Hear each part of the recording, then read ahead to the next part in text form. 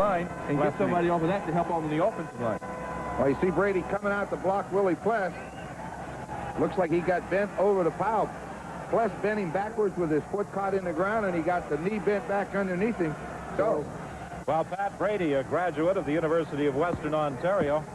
Of course, he was cheering yesterday at Varsity Stadium for his alma mater, the University of Western Ontario Mustangs, but unfortunately they had that very exciting final second touchdown drive engineered against them as the University of British Columbia Thunderbirds captured the Vanier Cup. And a number of players from both UBC and Western Ontario playing for the Argos and the Ticats, and they were cheering in different factions yesterday for their respective former teams. Well, let's go down to the sidelines now and bring in Steve Armitage. Don, they're putting some ice on the left knee of Les Brown. It is not the hamstring. It is a knee injury. It appears to be on the left side of the left knee. Brown is in a lot of pain. I don't think he'll be back in this ballgame. Well, Les Brown replaced Jim Rockford, who was inserted into the lineup last week for that first of the total point affair at Iverwin Stadium in Hamilton. Chris Woods is back for this third down punt by Paul Osbaldiston. Just one man back, so they will send an 11-man rush after the young punter. He got the kick away. Taken on the run by Chris Woods. He found an opening with that speed. A penalty flag is down. Chris Woods forced out of bounds by Paul Osbaldiston. Penalty flag way downfield. I think it will be a no yards call against Hamilton, so that 49-yard romp by Chris Woods will most likely stand. Well, one of the big keys that Al Bruno was concerned about was the kicking game. Last week they got beaten in that kicking game, and the specialty teams can play a big factor in this afternoon's game. No yards, Hamilton 72. Well, that's what Chris Woods does for you. He is so dangerous when he gets his hands on the football that when he got it on the dead run, those guys that were caught in the no-yard zone are going to make an attempt to get out of there. So when they stop, he's going to go right between them. There'll be no factor. And once he gets into the open field, Osbaldiston was lucky to get to him. Ken Hobart was the last guy. But that is a great way to start a football game if you're an Argonaut fan. That 49-yard return by Christopher Woods places an imposition on that Hamilton Tiger Cat defense early in the ball game. 1st and 10 from the 45. The handoff to William Miller. Miller to the outside. He has a first down. Out of bounds at the 34-yard line, forced out by Terry Lenny. It's a good way to start for the Toronto Argonauts. They want to establish some of that running game. That's another way that J.C. Watts can get some of the heat off his back and get some of the pressure, get that running game going earlier in the game. William Miller, a former Rookie of the Year in the Canadian Football League and Shenley Award winner with the Winnipeg Blue Bombers. He's replacing Cedric Minter. Bob Obilovich made that decision following game 1 last Sunday afternoon. And Miller responds with a run of 11 yards. That hit screen, they tried to go to Keith Baker, and Grover Covington, playing that defensive end position, came over to cover. Well, that's a favorite play of the Argonauts. It's a safe place to throw. It's a good, ideal first down play. They threw 10 of them last week in that game against the Ticats over in Iverwin. 10 times they went to that outside screen, so they like it, and they're going to see some more of it. Well, the Argos attempt to take advantage of the fact that Howard Fields has been forced to the corner. Terry Lenny goes inside. Yeah, they're going to force him to play a lot of zone. I don't think they'll be. And Hamilton likes to play man, but you can't do it when you don't have your best in there. J.C. Watts on second down. The screen to William Miller. He got a block from Kersinger. He'll get the first down. Well, Chuck talks about getting the pressure off of you. You can throw those screens and get the running game going. You won't get much pressure all day. If we take a look here, coming from the wide, the other side of the field, coming across will be number 74, Darrell Smith. Now, Watts gets the screen back to Miller. If Kersinger and Darrell Smith would have made these two blocks, he would have been off to the races again. They didn't get the block on him, and it allowed him to come up and make the hit. But that's a good way to start. A good run, good screen. And first down, much to the delight of the crowd at T&E Stadium. So William Miller, very early in this ball game, has made his presence felt, and there was some concern on the part of the Argos after they had activated him for this game. Yesterday's practice session, he left feeling ill. Been a lot of that flu going around on both sides. Both teams got a lot of guys hurting from it, but on a game like today, you expect them all to be there. From the 24, 1st and 10, Toronto. William Miller inside to the 20-yard line. Well, the big key to the game was going to be who was going to score first. And I was in the Toronto Argonauts dressing room before the game, and those guys thought that they would try to come down and establish something and get into the end zone first and put a lot more pressure on that Hamilton Tiger Cat team. Conrad Holloway signaling plays to J.C. Watts, the starting quarterback. Conrad, of course, was expected to be the key performer at that signal calling position in the playoffs, but J.C. came on very strong late in the season, and Coach Bob Ovilovich decided to go with him in the playoffs. Touchdown! Keith Baker!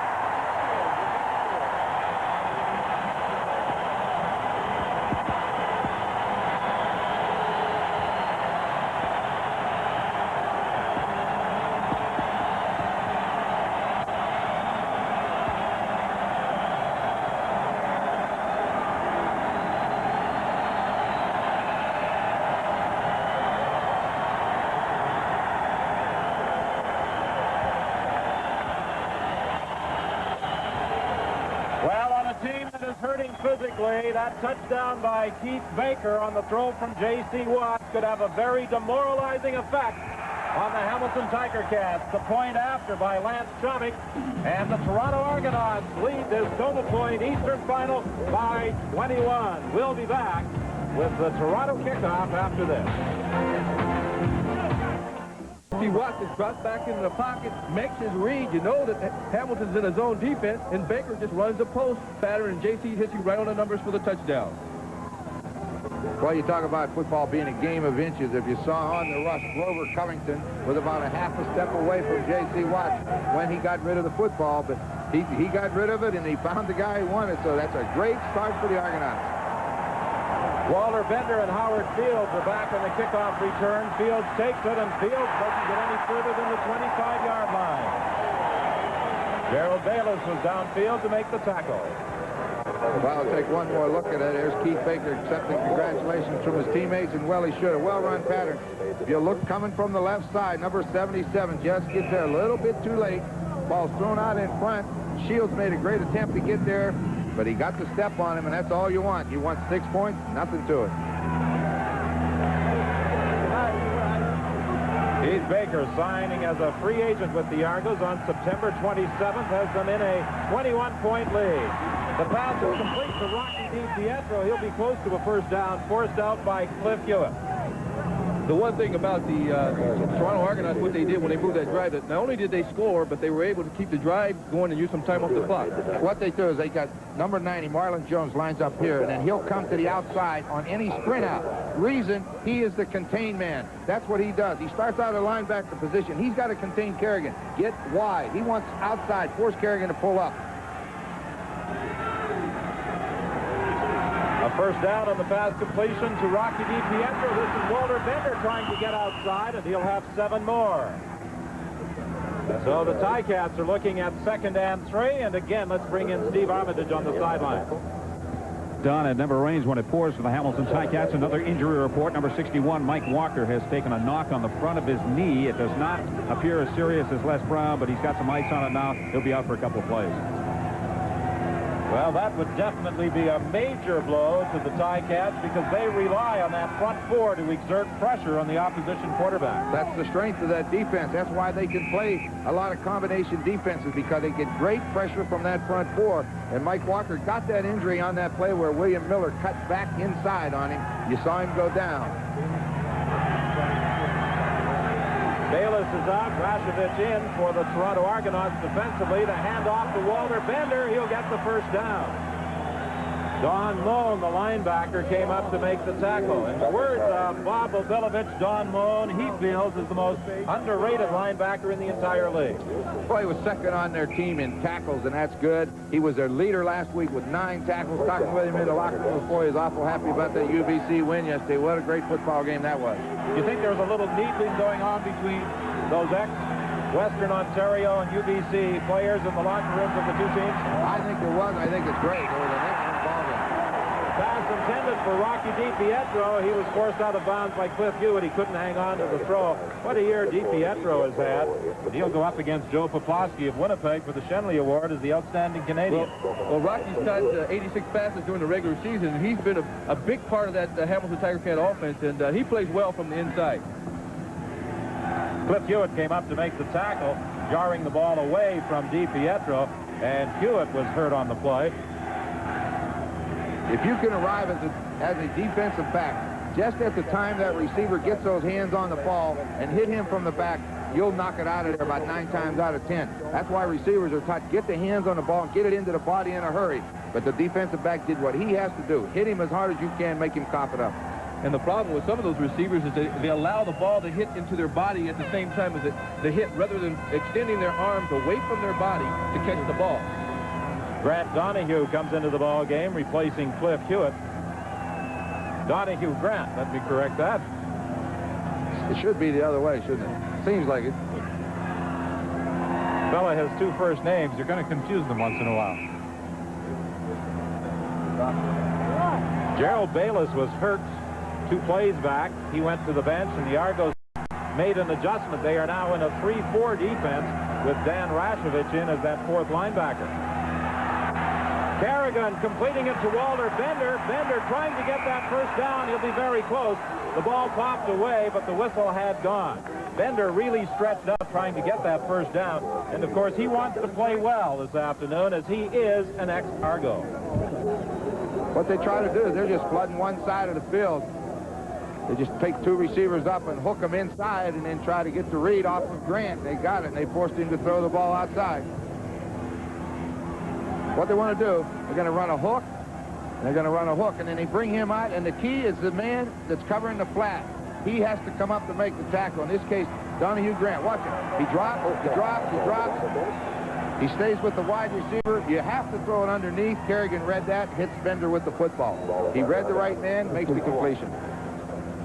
In game 1 last week, the Toronto Argonauts were really dropping their linebackers much deeper than normal.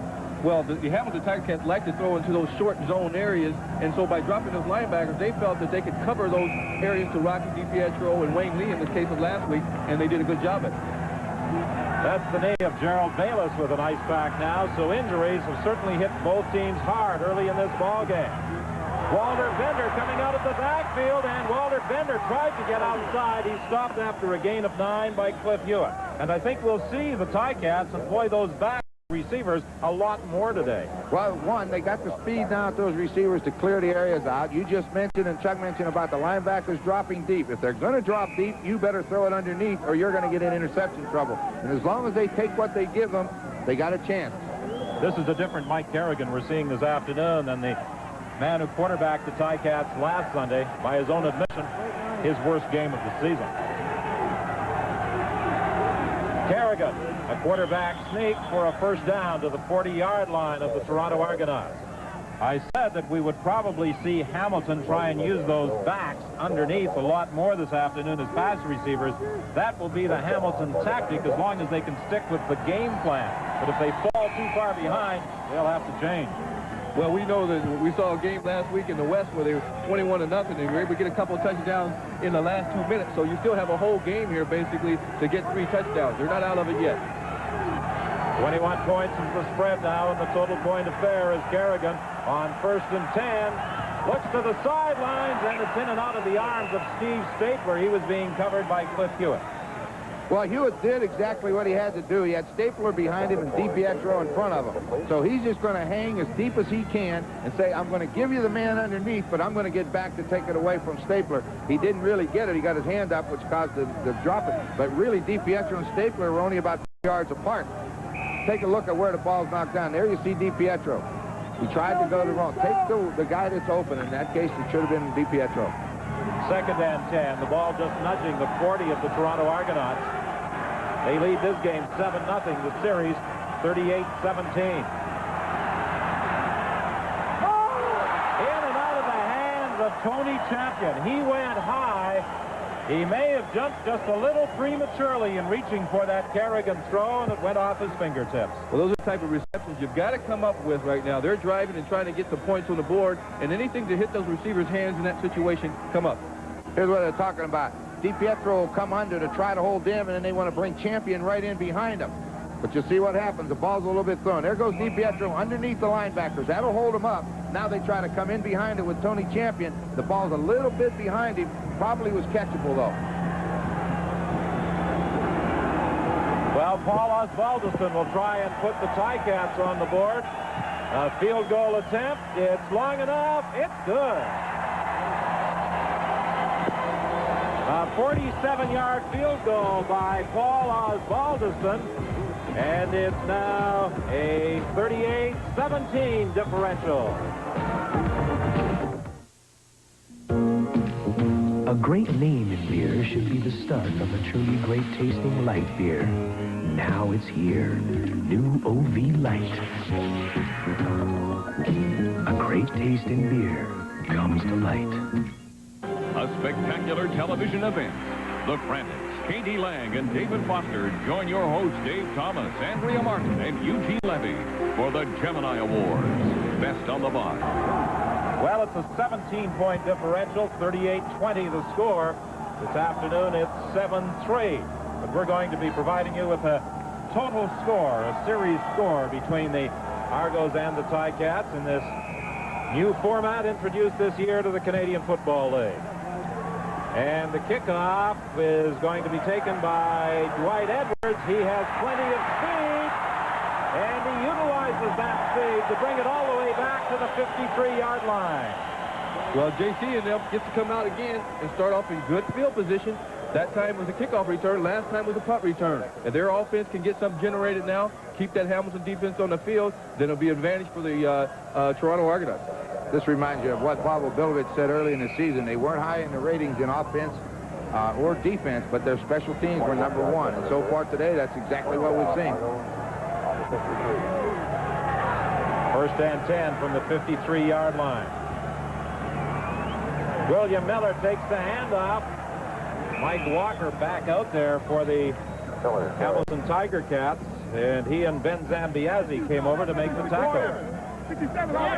We talked about the injury problems with the Ticats. The Argos have one of their own, Gerald Bayless, you saw earlier, suffer that knee injury, and word from the bench is that he will not be back for the rest of the game. Well, that's tough. He's an awful quick defensive lineman. He's been a big plus for him since he arrived on the scene. Second and 5, Toronto. Incomplete, intended for Warren Hudson. The Argos will be forced to punt. Well, that time Warren Hudson came out of the backfield. J.C. got a blitz by Frank Robinson on his left, and he tried to hit in that area, but unfortunately Hudson couldn't come up with the grab. I was surprised to see both Darrell Smith and Warren Hudson in the same place. They had two receivers. I thought he was throwing to Darrell Smith, and all of a sudden Hudson reached up to try to pull it down. Somebody got to go a little wider. Hank Olisic provided the Argos with an amazing edge last week. His punting, plus the returns by the Argos, provided Toronto with a 13-point differential. Each time the ball was exchanged on a kick. And again, Olisic unloads a big one to the end zone. 52-yard single point for Hank Olisic. Well, that's the effectiveness of the Toronto Argonauts kicking game versus that of the Hamilton Tiger Cats. Paul Osbaldiston cannot punt that well, or doesn't punt that well, and has been used that way. Stapler was punting last week, and he had problems. Now you come up with Hank Olisic kicking a point, getting a point, and every point counts right now.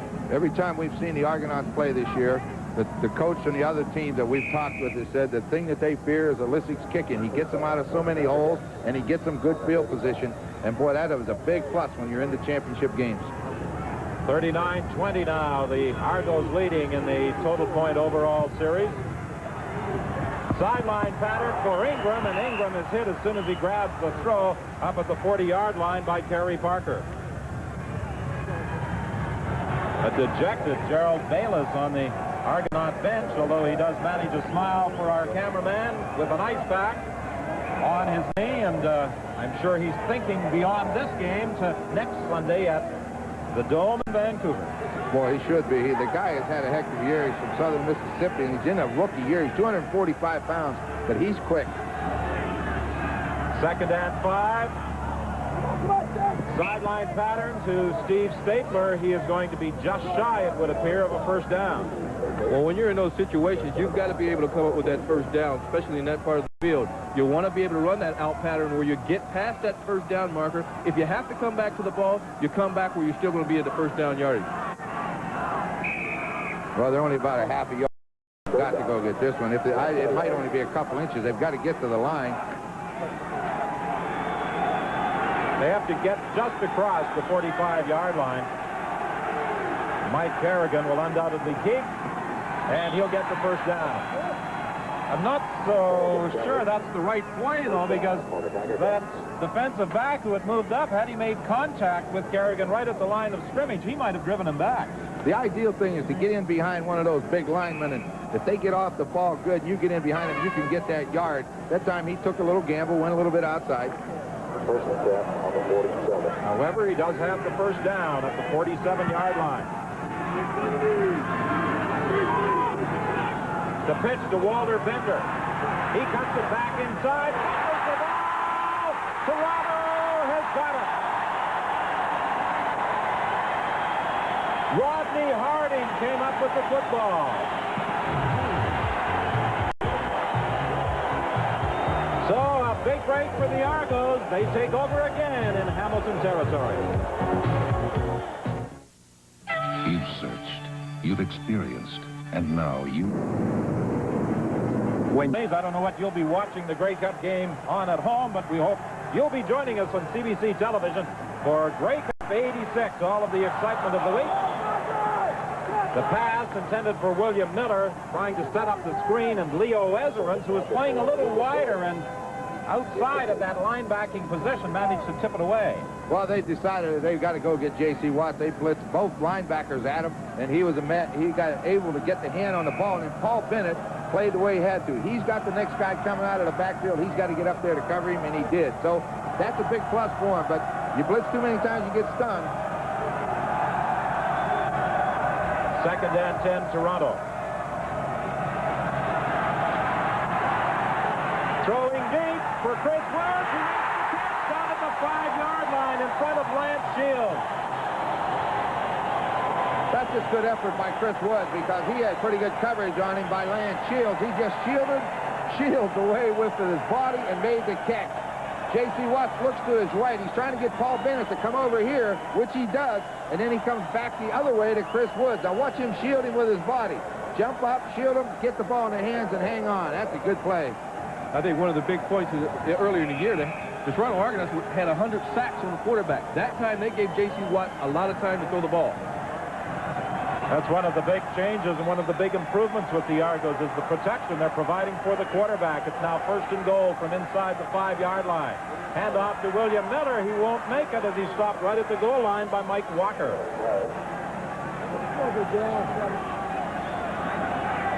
Well, when you're down on the 5-yard line, you're in 3-down territory if you want to get it into the end zone.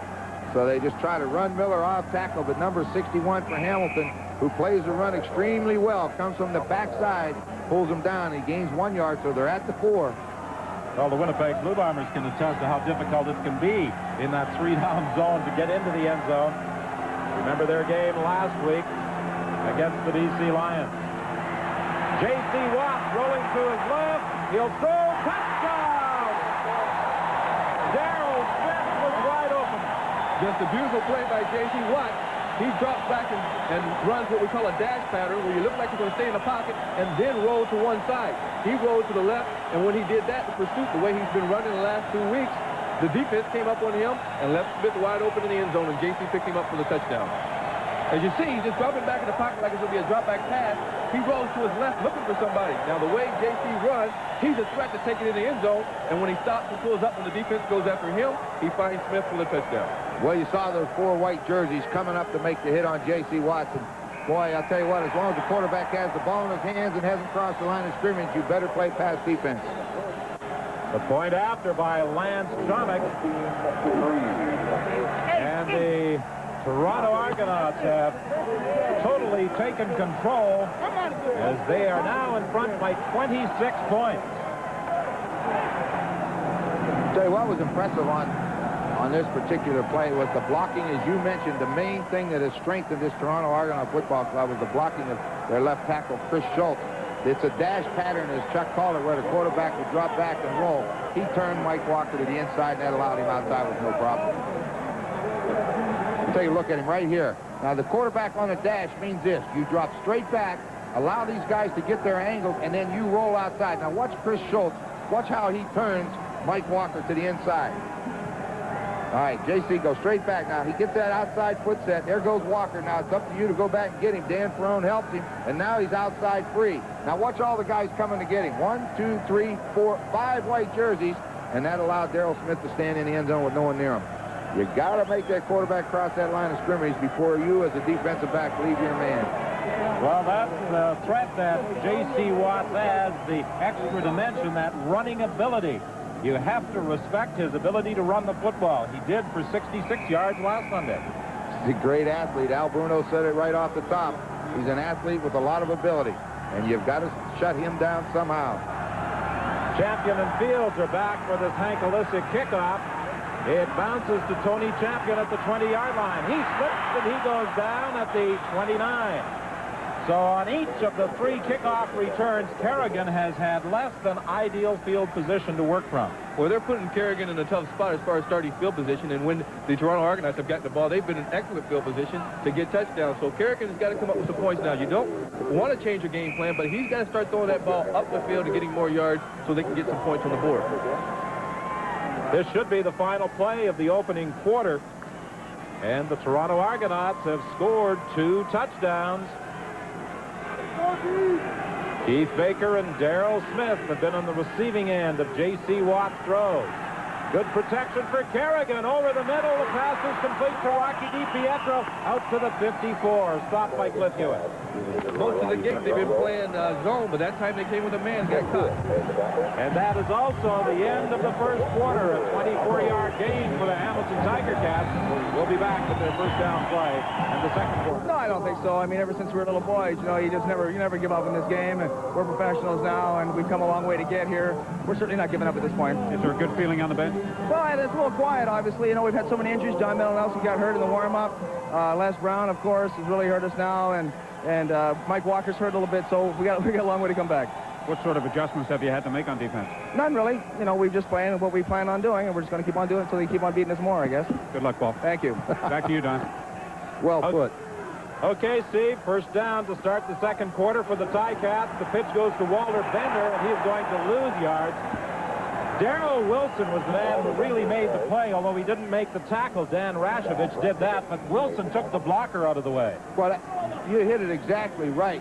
You can't see him in a picture, but watch him come across, and when Jed Tomey tries to block him to the outside, watch what he does. Don't open the gate. He comes across. Take that blocker on. Darrell Wilson, number 13, says, okay, you're going to get me? I'm going to block you. Now, there's nowhere for your ball carrier to run. We'll make the hit. You know, a lot of times, they don't get credit for the tackle, but they make the plays. Second and 11. The ball is at the 52.5. Quickly inside to DiPietro. Oh, he took a jolt. The ball popped away. Don Moen made the hit, but the whistle had gone. DiPietro stopped short of the first down. Well, the Toronto Argonaut defensive secondary have decided that they're going to play zone. They're going to bend but not break. They're going to try to give up the short passes in front of them and react back up them and make the hit, as Moen just made right there. You want to do that. Let the Hamilton Tiger Cats use up as much time on the clock as possible. Don't let them come to big TD. He said his corner stayed with him. It was man. Right.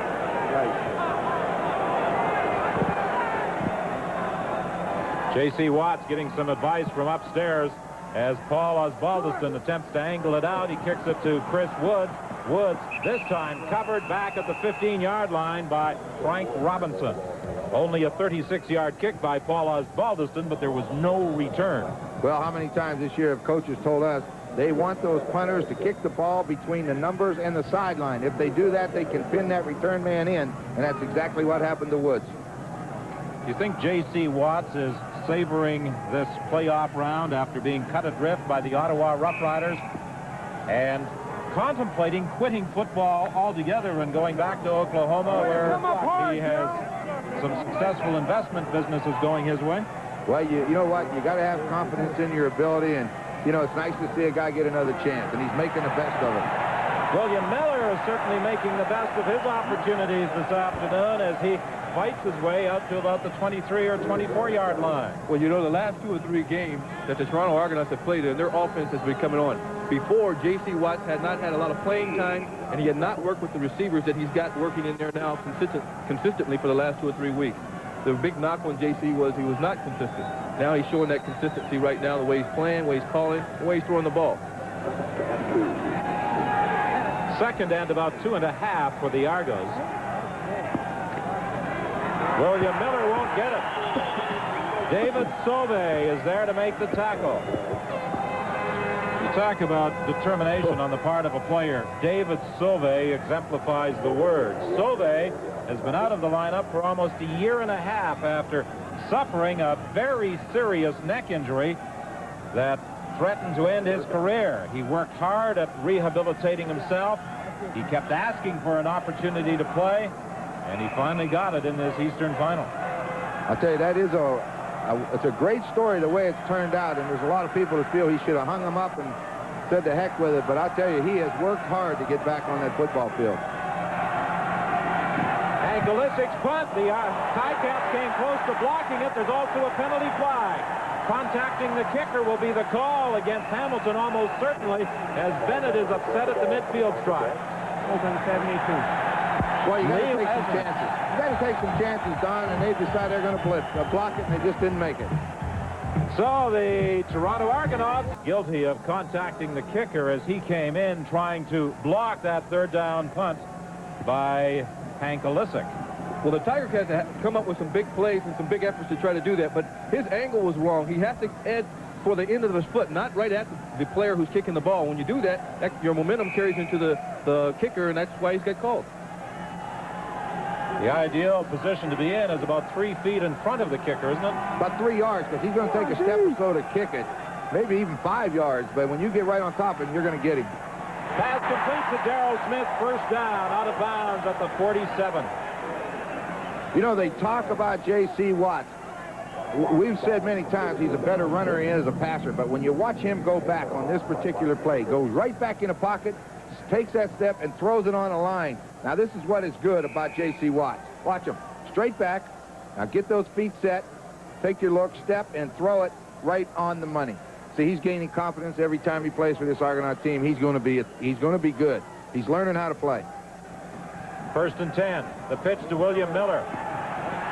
Leo Ezerin's got through the block, that time to make the tackle, a loss of about 5. Leo said he owed him one, Chuck. Yeah, I just think Leo was reading that, and as he saw the action come to his left, he reacted up to the ball and was in the backfield before William Miller had a chance to turn upfield.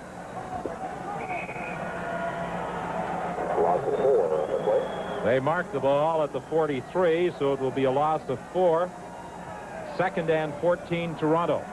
They lead this game 15-3. They lead in the playoff round 46-20, the total point series.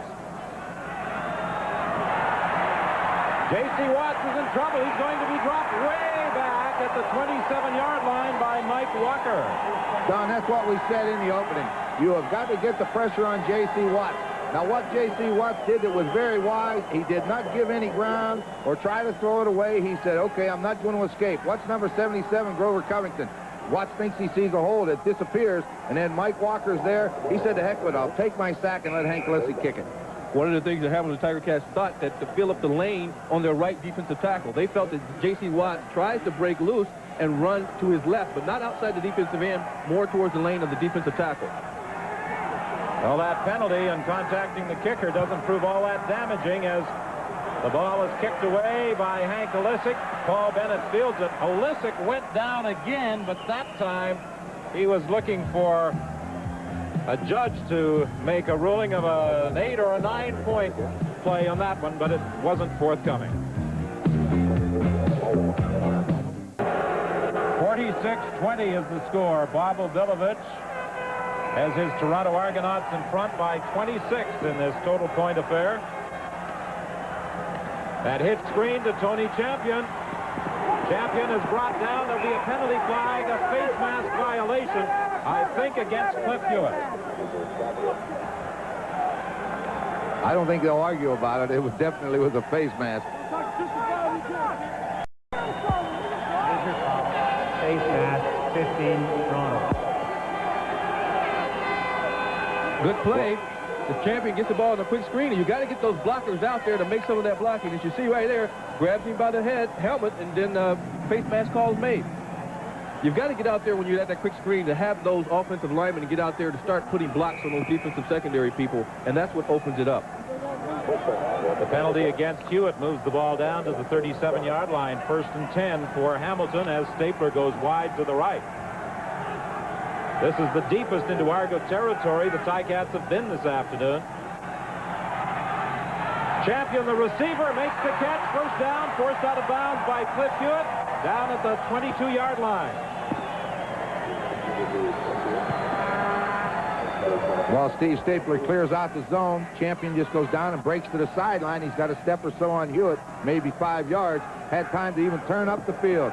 So as you said, it's the deepest they've been. They've got to get a touchdown. The 3 points they don't want. They want 7. We've talked a number of times about the beautiful afternoon in Toronto. 8 degrees the temperature. It wasn't that good on Thursday. About 6 inches of snow fell in the Toronto area, and this field was covered with a blanket of white. The grounds crew did an excellent job of preparing the field for this game. Walter Bender picks up about 3 yards, and surrounding CNE Stadium, huge piles of snow as they shoveled it off, enabling the teams to practice Friday and yesterday, and the fine drying conditions today have made for excellent playing conditions. I think Kerrigan now is in what would you call 3-down territory. I don't know whether they'll go for any field goals anymore with the rest of the game being behind the way they are, so they've got to try to get up the touchdown to get back in this game. 2nd and 8. Complete to Ron Ingram for a 1st down at the 10-yard line. Stopped by Carl Braisley. Well, he learned his lesson well. When he looked over at that defense, he sees Carl Braisley one-on-one over there all by himself. He went to an audible. You could tell by the way the backs were blocking. He went right to the area you had to go through to beat the defense. And the thing you pointed about before, Ronnie, about Ingram this time, he puts himself in between that defensive back and the ball coming, which prevents the defensive back from knocking it down. 1st and goal for the Ticats from just inside the 10. Kerrigan lobbing it for Stapler. He's got it. What a perfect throw as Stapler took it right in the corner of the end zone behind Kerry Parker. And Ticat owner Harold Ballard is a little more pleased with the developments as he watches from the press box. He is now up on his feet, applauding the effort of Kerrigan and Steve Stapler. Well, it's a well-thrown football. Mike just comes out quick, let it go. Throw it high and far to the sidelines. You can't throw it any better. Look at that. Excellent concentration. Parker's right there. Excellent catch. 1 foot down, that's all he needs. And the point after by Paul Osbaldiston, and Al Bruno says, don't write us off yet. Well, that's right. I think the Hamilton Tiger-Cats are still at a point where they can score points and get back in this game. They've got to hold them with their defense and do the job and come up with drives like they did there with good field position and come up with a touchdown, as you see here, to Stapler. Now, Stapler's done an excellent job as far as running his pattern to the outside, right to the corner of the end zone where you want to be. I think Stapler is also quite relieved that the punting chores have been taken away from him in this ball game. And Paul Osbaldiston is looking after both the place kicking and the punting. Yeah, Steve never was a punter. I mean, he might have punted in high school, maybe a little bit in college, but if Steve Stapler is going to help your football club, it's making catches like he just made, not booming the ball 60 yards downfield.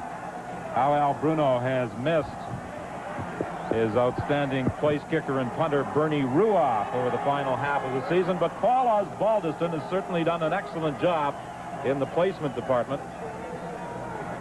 He, of course, a product of the Richmond Raiders, first with the BC Lions, replacing the injured Lou Pasaglia, then taking over from Trevor Kennard in Winnipeg, and when Bernie Ruoff went down, he found employment with the Hamilton Tiger-Cats. He's from Richmond. He'd love to go to the Grey Cup game. He'd have large contingent of family and friends there to cheer him on. Penalty flag. That will be a face mask call against the Hamilton Tiger-Cats on the kickoff return. Dwight Edwards had his helmet almost yanked off his head. Major foul, face mask, Hamilton 66. You know, Dwight, Big Miles Gorell reached in there. Dwight Edwards has been around the league for quite a while, and you know, when he first came up, Leo was a coach here, and I was a quarterback here, and he came out of a little team here in Mississauga. One of the problems we had, I had worked with him a lot of times throwing passes to him, and I think he had a problem with his eyes. I know, Roddy, you had him out in Saskatchewan there for a while, but he's a fast runner, and that's what you want to have, is that speed. Well, Chuck, you played with him. Ron Lancaster, you coached Dwight Edwards. And with that kickoff return and the penalty, the Argos are at their own 50-yard line, 1st and 10. 7:42 remaining in the half. J.C. Watt can't find a receiver, takes off, and is stopped at the midfield stride by Ben Zambiazzi. One of the things as a quarterback that they want to try to stop J.C. Watt from getting outside. That is not always the problem. The problem is if you get the containment from the defensive ends, is to leave these gaps. As you see J.C. Watts here run up the middle. And the quarterbacks who can run are more dangerous when they have the middle of the field where they can go either right or left. If you force them to the sideline, then you got a better chance of defense against them. Middle linebacker Ben Zambiazzi, a former Shenley Award winner, is Rookie of the Year in the Canadian Football League.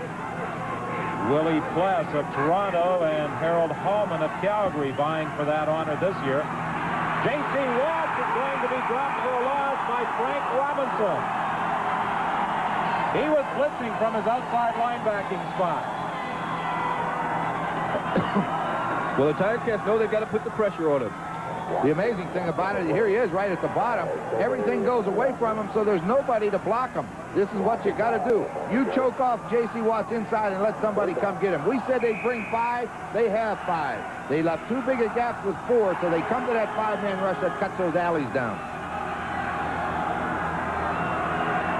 3rd down kick by Hank Olisic. A bad snap way over his head. Olisic chasing the ball back. All he can do is down him at the 10. Let me tell you, suddenly the Hamilton Tiger Cats are right back in it. There's a penalty flag. A flag after Hank Olisic had been down. And this, I believe, will go against Olisic. Questionable conduct, Toronto number 8. He threw the ball at Terry Lenny after he was stopped. Deserve a penalty for that. So the Hamilton Tiger Cats have a touchdown opportunity with 6:27 left in the half. Milovich has to be concerned with the way this game has turned around when they appeared he had it in total control. And now the Ticats are 1st and goal from the 6-yard line. They look for Ingram. He can't quite catch it. A similar play to the one Kerrigan lobbed over the head of Kerry Parker into the hands of Steve Stapler. Well, he threw it to the right place again, Chuck. Throw it outside the defender to the sideline. Ingram just couldn't get to it. Well, when you're playing a receiver, you know those defensive backs are going to be tight. And all they're going to do is watch you and wait till you react to the ball. If the pass is thrown perfect enough in there, it could be a touchdown. It has to be a good throw when you have good coverage like Kerry Parker did right there. 2nd and goal from the 6-yard line. Stapler wide to the right, Ingram to the left.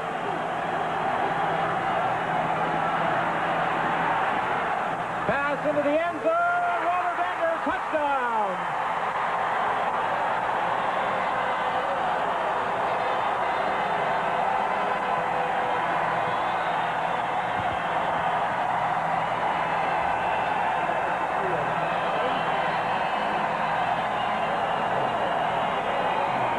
And suddenly that 26-point lead has been reduced to 13. Well, good pass by Kerrigan. Same play that he had earlier, except they were in man coverage, and Kerrigan had to throw a perfect pass, and he did, into the end zone for the touchdown. What you have now is you say man coverage. Number 73, the middle linebacker, has to run with him. He turns him to Willie Pless. Willie Pless can't run with him. He just goes up and makes the catch. That's an excellent effort by Bender to get 2 hands up, hang on to it, and now the momentum may be shifting a little bit. Paul Osbaldiston to attempt the point after.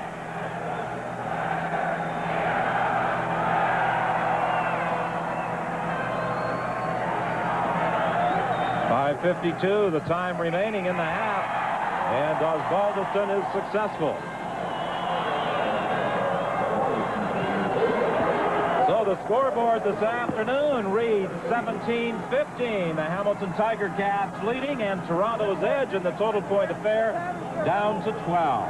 Well, Ronnie, as you said, the momentum is beginning to change as far as Hamilton versus Toronto. Toronto had all those points ahead, and now Hamilton has got some breaks, and now it's beginning to come back. And that's important for them. They knew that they had to come in and be aggressive and create some breaks as far as their defense was concerned. Just looking at Walter Bender there, I was talking with him last week down in Hamilton at that game. He's a good friend of Mike Strickland, a running back who used to play with BC and play with us in Saskatchewan. They're both from Detroit. He's wanting to know what the Bear, Mike Strickland named the Bear, what the Bear's doing. I said, he's still living there. He's up at Prince Albert now. He moved then. But I saw him last time I saw him, he was still in Regina. What a good guy he is. In terms of net offense, the Ticats have the edge. Kerrigan, as cold as he was last week, is hot today. You got to keep throwing. You know, you can't give up. He knows he played poorly last week. You don't have to hit a guy in the head. Dwight Edwards starts from the 20-yard line. Dwight Edwards is stopped at the 42 by Mark Napierkowski. Now the Argonauts and J.C. Watson have got to get something established once again. They've got to take the momentum back, and the way you do that is to drive down the field with your offense and come up with some points on the board. Well, you know, those Hamilton Tiger Cats had that tough beginning where you lose a player in pregame warm-up, then you lose one on the opening kickoff. Both, I mean, every guy is valuable, but there are two starters off your football club. They're, you know, now they're having a little meeting in there. Coach Ken Hobart's holding the clinic. Him and John Salvanis is in there, the offensive line coach. J.C. Watts for Darrell Smith. Well thrown football. That's the way you throw it in the hole and let the receiver go get it. Well, J.C. read that well. They were in a three-deep zone where the three deep men drop back, and once you get past that linebacker, as a quarterback, you make that read and throw it before you have to throw it too far up the field so the defensive backs can't react back up to the ball. He reads it well, good protection from his offensive line, and throws it in the hole. 15 to 18 yards. Away from the play, what a hit Chris Woods took from Lance Shields. Shields playing the other corner spot absolutely decked Chris Woods. But it's a gain of 25 on the pass to Darrell Smith, and now William Miller tries to break off tackle and picks up about 4.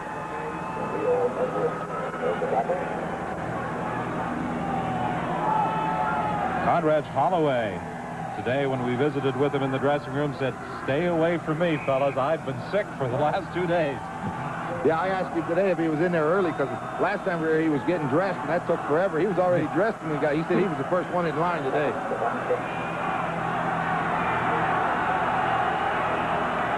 Second and 6, the Argos at the 38 of Hamilton. Good protection for J.C. It's knocked away. Mark Streeter came across at just the last moment as it appeared as though William Miller had a touchdown. Well, you know those defensive backs, Chuck, can go a long way when it's in the air, and Mark Streeter, that ball was in the air about 45 yards. He just goes to it. Well, the thing with Mark Streeter, he was covering another man, and he saw the ball going back to William Miller. He came off his man and reacted back into the play and knocked it down. Big play for that defense to come up and stop them short. What a year Lance Jarmick has had. He's been good on 77.1% of his field goal tries. This is a 44-yard kick. It's wide. Paul Bennett gets it out of the end zone, and Paul Bennett runs it to the 12. Now, in any other circumstances, Bennett might have conceded the single point, but remember, this is a total point affair. The differential right now standing at 12, and they can't take a chance on giving up points. No, and he's out past the 10-yard line, too. So, I mean, he got a good return out of that. He didn't give it up on the 1-yard line. That would have been a different story, but they have room to operate. As long as you can get your quarterback and offensive unit room to operate, go ahead and do it. And you have to give Dan Ferroni credit for coming down and making an excellent play in tackling Paul Bennett at the 12.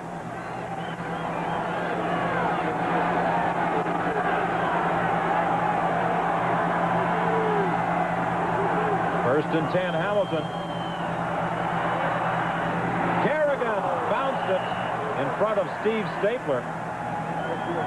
He had him open at about 15 yards deep. It's an awfully long pass, though. You throw from one hash and try to get 10-yard out. You're throwing the ball 40 yards across the field to try to get a 10-yard gain on it. It's a long pass. Defensive backs can react up on that. He threw it a little short. They weren't able to get the first down. That's the way you check a quarterback's arm strength. Have him throw from one hash to the wide side of the field to the sideline. If he can get it there on the fly, he's okay. Second and 10 from the 12-yard stripe.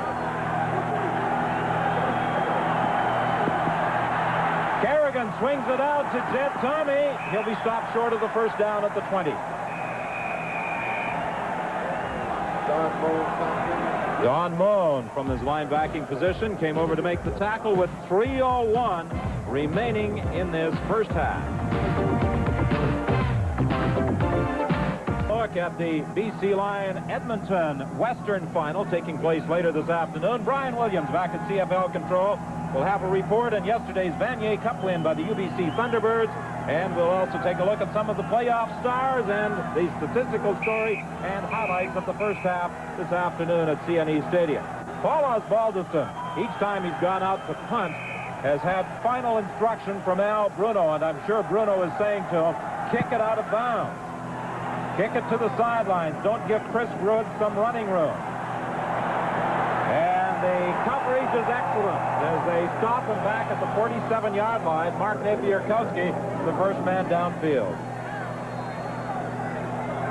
Well, next Sunday, of course, is Grey Cup Sunday from Vancouver, and we invite you to join us on CBC television for all the excitement. Our countdown to Grey Cup beginning at 12 noon Pacific Standard Time. That's 3 o'clock here in the East. Followed, of course, by the Grey Cup game on CBC television. You'll have a busy and enjoyable day if you stick with us on CBC for the excitement of Grey Cup 86. That hit screen to Keith Baker, and Baker has a gain of 8. Good safe play when you can throw it out there to Keith Baker and he can get a hold of it with some blocking to get up with 6 or 7 yards and put that defense in a tough bind as far as what you're going to do on second down. You can either throw it or run it. In this case, the Toronto Argonauts want to come up with a first down, use up the clock, and get some points on the board. Well, Les Brown, of course, had been looking forward to this game as he and Baker were teammates, and they had some enjoyable battles during practice sessions, and Les Brown was looking forward to defending against Keith Baker in this ball game. The pitch to William Miller. He won't get the first down. Penalty flag on the play. A holding call, I think, against the Toronto Argonauts as well. Once again, Don. Holding 37 Toronto. Once again, the key is number 20, Mark Streeter, just as we saw Darrell Wilson do a while ago. Let's watch and see what Mark Streeter does. They want to run a toss. You get across that line of scrimmage. Watch how fast he's into the backfield. Number 20. Bang. He's in there. Now, there's nowhere for that back to go. He's got to make a decision. It hesitates, and that allows them big defensive linemen to come and put him down. It's one thing to be quick. He was almost a little too quick. He came very close to putting himself offside. The holding call against Warren Hudson. The penalty is declined by the Ticats. And the third down punt by Hank Olisic. It bounces back towards the line of scrimmage. Picked up by Paul Bennett, and he is stopped at the 30-yard line. 1:59 is the time remaining in the half. There's also a penalty flag back at the line of scrimmage. No, sir. Holding Hamilton 61. A holding call against Mike Walker. The holding after the kick and after the return. So the penalty will take the ball back towards the Hamilton goal line, but the Ticats will retain possession. Big as Walker is, he doesn't need to hold anybody. You know, Don, it's kind of a key minute and 59 seconds right now. The Ticats are on the 10-yard line. Now, they don't want to turn it over, but they don't want to play too conservative. They still got to attempt to move the ball down and get points in this last 2 minutes of the half. So I don't think we're going to see them sitting back. Well, Kerrigan told us that he would redeem himself this afternoon following his poor effort last Sunday, and in the first half, he certainly has. Walter Bender to the 15-yard line. A gain of 5. It will be 2nd and 5. Again, Kerrigan knows that they're going to be back playing that zone defense and dropping those linebackers off.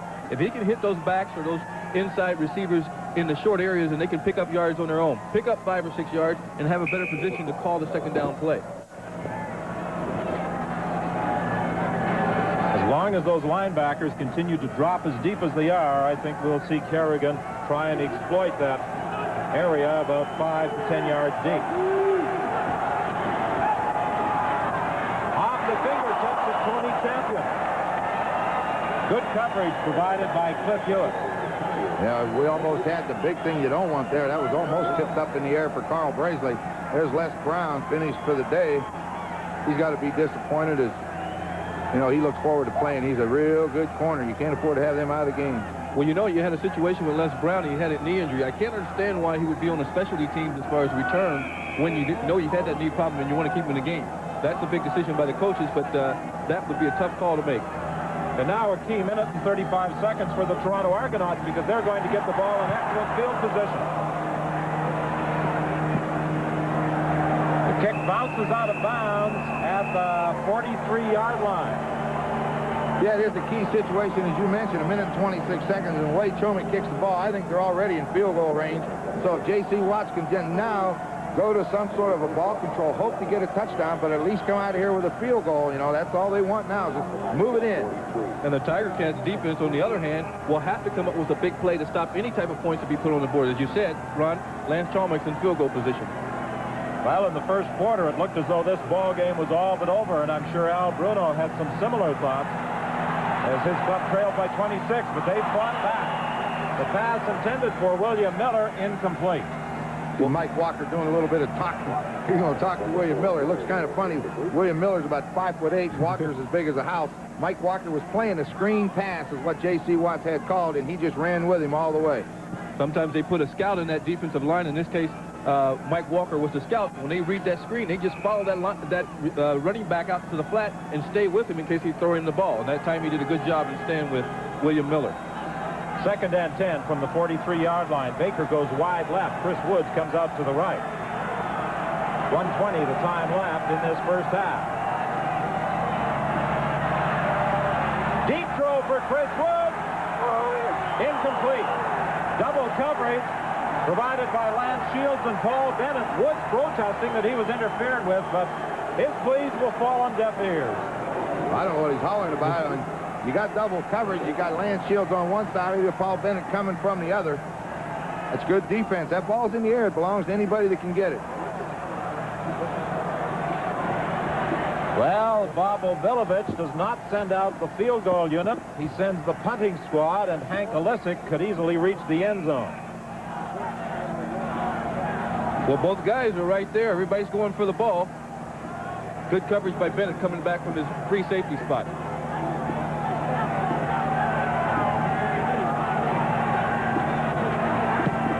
Bad kick by Olisic. He shanked that one out of bounds. Well, you know, the Hamilton Tiger Cat special teams coach, Frank North, I was talking with him before the game, and he felt that they were going to put pressure on Olisic every time he punted. They needed him to shank one. He finally did it for them because we've seen Olisic kick it out of the stadium from there, but they finally got the shank they wanted, and they gained to the 35-yard line, gained 25 yards of field position with a minute left. They can still get points. That kick traveled just 8 yards. Well, it's been a rough afternoon for Hank Olisic. A kick sailing over his head, subsequently drawing a penalty for unsportsmanlike conduct, and then an 8-yard kick. Kerrigan throws complete to Champion. First down out at the 47.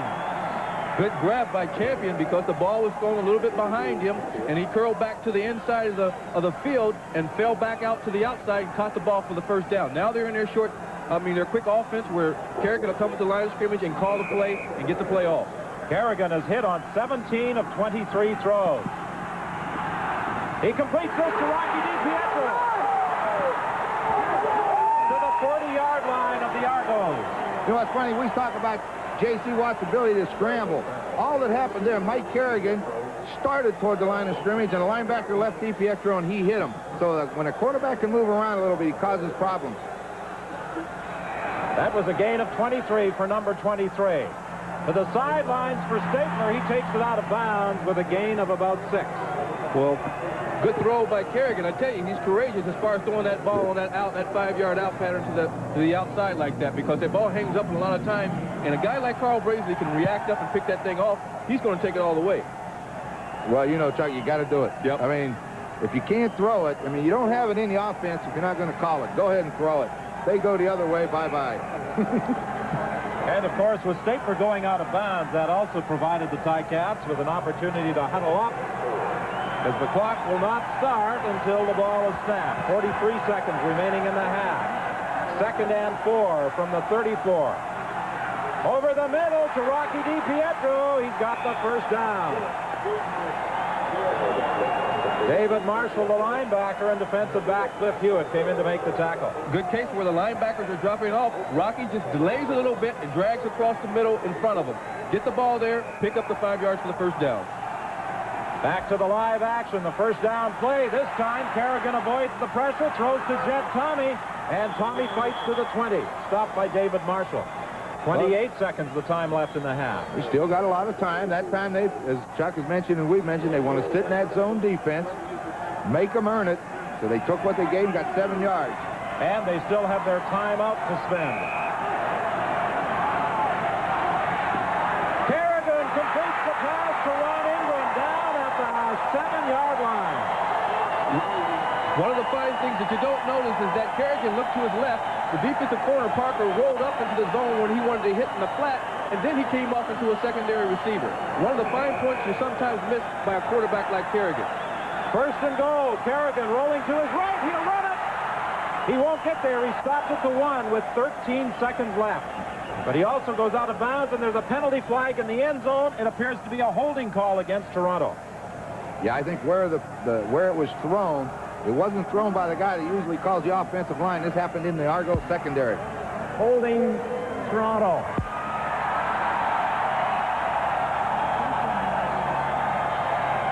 Arda Selva, the assistant coach of the Argonauts, more than a little upset at that Toronto bench as he talks with the receiving crew and the quarterback. Well, the momentum has definitely left them in the second quarter. Hamilton's got things going.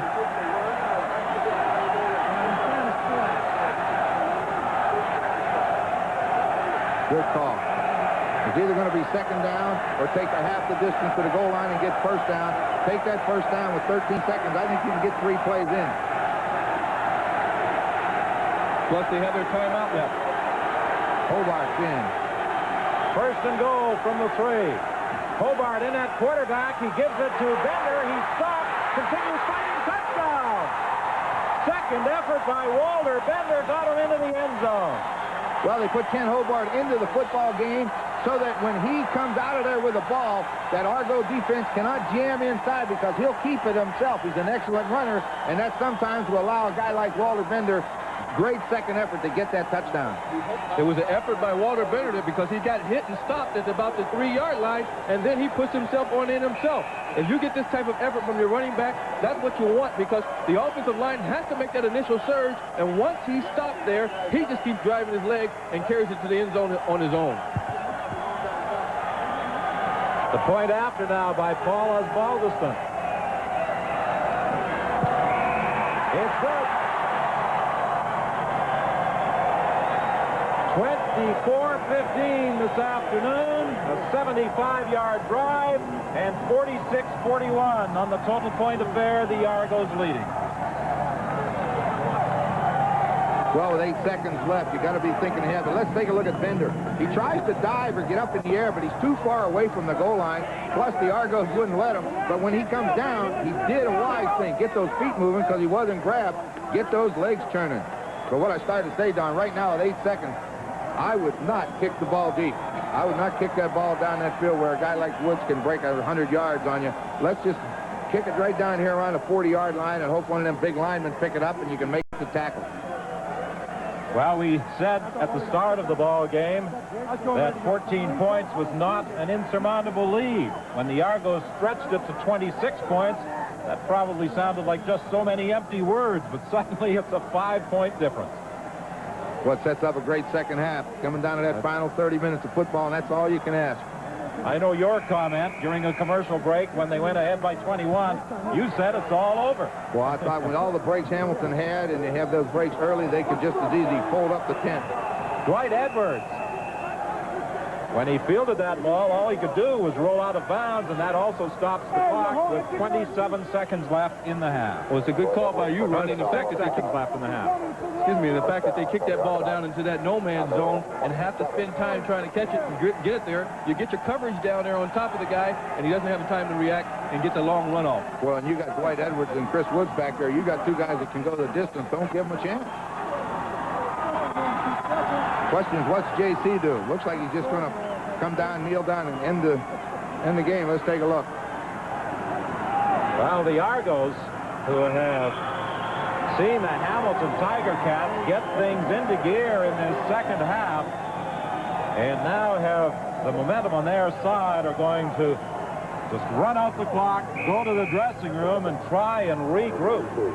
Try and think about and execute the good things that were happening in the first quarter. And they're going to do whatever Artis Elder was upset about, I think. He was really upset over on that Argonaut bench. Again, JC goes down on one knee, and that will end the first half. And the Hamilton Tiger Cats are right back in it. They trail by just 5 points in this total point affair.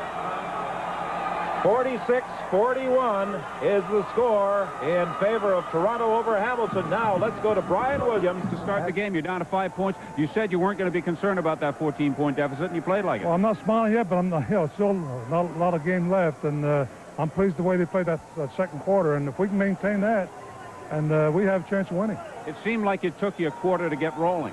Well, we had the big plays first quarter, then it took us a whole half to get moving, but. We're moving the ball back and forth now, and I hope we can continue. The defense is playing well, so I'll tell you, it's going to be right down to the wire. What adjustments did you make on offense in the second quarter that enabled Kerrigan to move the offense so well? We made some changes on some of our patterns. We leaked some people out, the backs, and made some good first downs for us. And we start hitting the middle and try to get the linebackers out there, and it's been paying off for us. Al, congratulations on a good first half. Have a good second half. Oh, thank you. I hope so. Okay, Al Bruno, the head coach of the Hamilton Ticats. Now let's go back upstairs. Okay, Steve, Paul Osbaldiston kicking off to get this second half underway. Dwight Edwards takes it at the 20-yard line. And he runs into Miles Corral at the 37.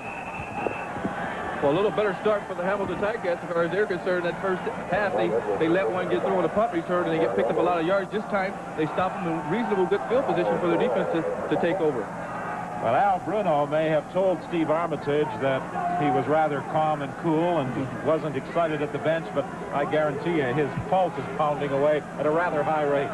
Yeah, they had every opportunity in that first 5 or 6 minutes of that first quarter to say, "Oh, to heck with it." You know, when you have guys getting injured before the game starts and stuff like that, it has a heck of an effect on your football club. So they have come back. Now it's up to Toronto to take it from here and get the momentum swung their way. Hamilton scored 21 unanswered points in the second quarter. In this total point affair, they had fallen behind by 26 points. Now it's been reduced to 5. Now I'm not sure what the discussion is about, but the Argos are going to be scrimmaging from the 38-yard line, 1st and 10. And it is now raining quite heavily here at CNE Stadium. Hand off to William Miller. Miller gets to the outside. He'll be close to the first down. Good play by William Miller. He did what we were talking about early. He headed for the middle off a tackle play and just slid to the outside and picked up the hole and was able to pick up the first down by him sliding and reading that. As a running back, you teach guys, read that hole. If it's not there, find other areas. And that's the difference between the good running back and the great ones. And that's what you like to see in a running back. He knew where that forward marker was. He drove those final couple of yards. Yeah, it's a great start for the Argonauts to come out and get a first down running on the first play of the second half. Good way to start. Hand off again to William Miller. He fights for about 3, maybe 4 yards. Stopped by Mitchell Price. Same play. Come back with it. Get you 10 yards on first down. Let's try it again.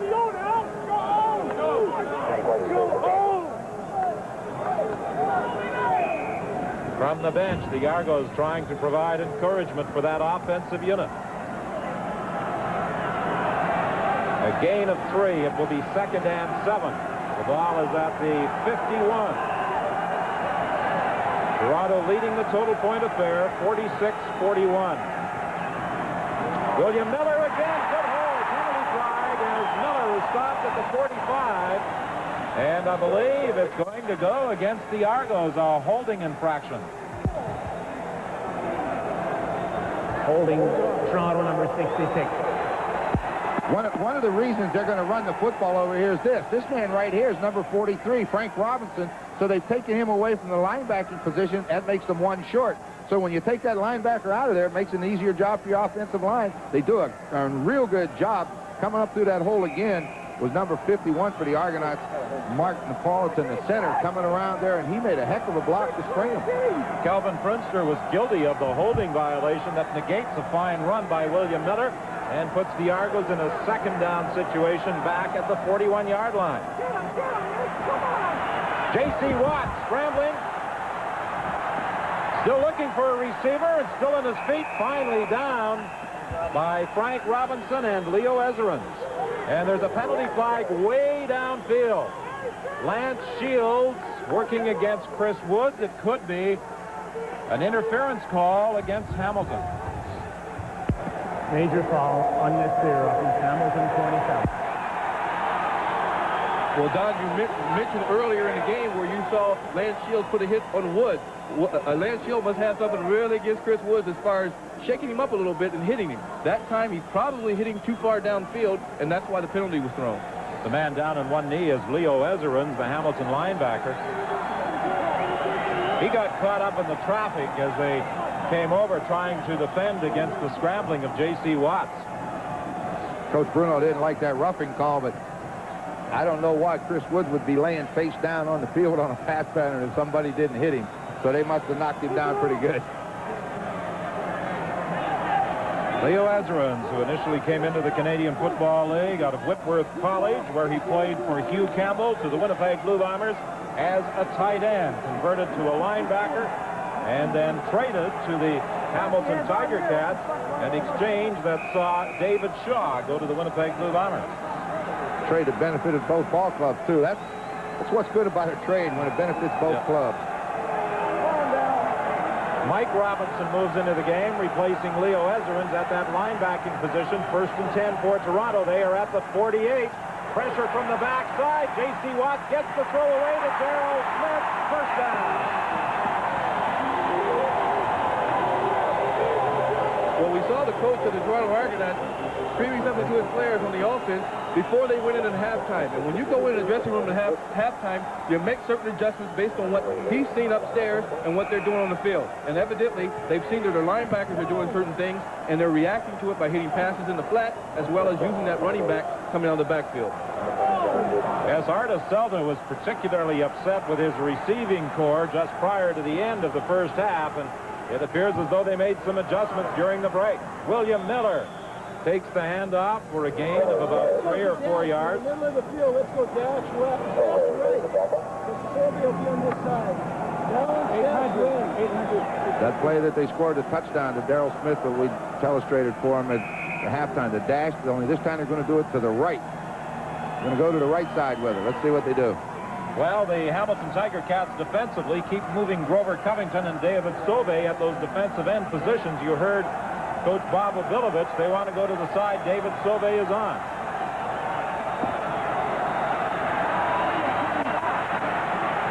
J.C. Watts, however, has to come back the other way into traffic. He's dropped for a loss. At that time, they did hook David Sauvé to the inside, and J.C. Watt got to the outside, but there was good coverage in the secondary. J.C. Watt dropped back in the pocket, and then he breaks to the outside, and if that defensive end is not playing his true spot, by going up the field, he gets sucked in and gets hooked, and it allows you to get to the outside. As you see, J.C. Watt is going like he's going to do a drop back pass, rolls to his right. Now, there's no receiver there, and he's trying to come back, and he gets sacked.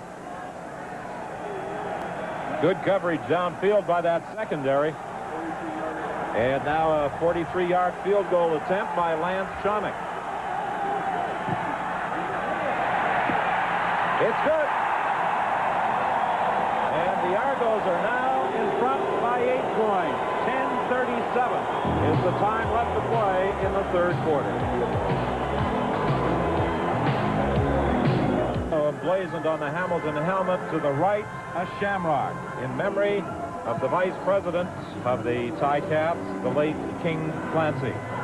And Harold Ballard, the president of the Hamilton Tiger Cats, chatting with him prior to the game, talking about King Clancy and the many enjoyable moments we had visiting with them over the years prior to football games up in the press box. Well, he made it enjoyable, didn't he?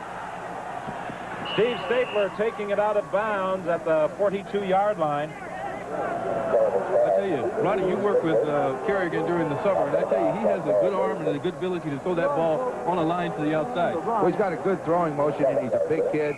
And he come from a school at Northwestern where he took a lot of licks. They didn't win many football games when he was there, but he definitely learned how to throw the ball, and he throws it well. 2nd and 3 for the Ticats from the 47-yard line. And off to Walter Bender. He'll be close to the first down. Willie Pless and Rodney Harding combined to bring him down. We'll see where they spot it. It may be close enough for a measurement. No, it is a first down. They signal to move the yardsticks along, and it will be 1st and 10 from just outside the 45. Well, one of the keys in keeping an offense alive on the field, keeping drives going, when it's 2nd down and 3, you must convert those. Running or throwing, it doesn't matter, but when you can run, and that line will come off, and you get the 3 yards, it does a lot for their confidence.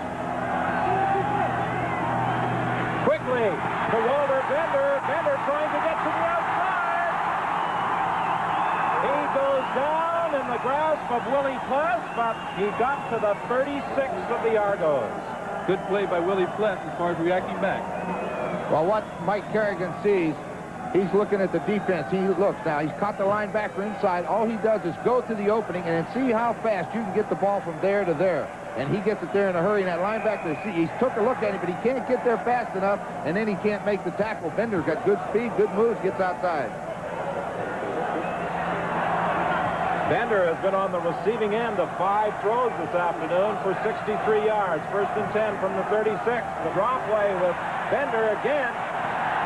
Just too much traffic. Too many blue jerseys converged on him. Led by Darrell Wilson and Willie Pless. Whenever you make a running back make that many moves on the line of scrimmage before he can get upfield, he's not going to gain any yards. That Argonaut defense will be all over him, and they were. Didn't gain 1 inch. 2nd and 10. The Ticats with the injury problem with John Malinowski, their starting right tackle, in the pregame warm-up, shifting Pat Brady into the guard position, Ralph Schultz to the offensive tackle spot, and of course they also lost Les Brown on the game's opening kickoff. He has been replaced with Mark Streeter moving outside and Terry Lenny coming into the inside halfback position. Walter Bender now coming out of the ball game, and Dan Hucklack comes in for Hamilton. Toronto Argonauts haven't been without their problems. They lost Gerald Bayless in the 1st quarter of the ball game.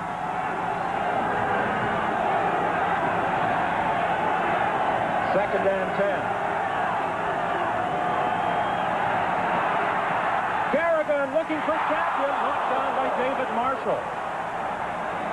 Good play by Marshall. Kerrigan just misread that, tried to throw that ball over Marshall, and Marshall plays a good middle linebacker, and he's big, and he stands in there and rangy. So Kerrigan has to wait till he passes that middle linebacker, get on the other side before he throws that ball. Well, you're right about one thing. He's 6'3", and when he drops back there and gets those arms up, you got to put it up awful high. And he didn't get it up high enough. As Kerrigan comes off, Tom Forrest goes out to hold for a 43-yard field goal try by Paul Osbaldiston.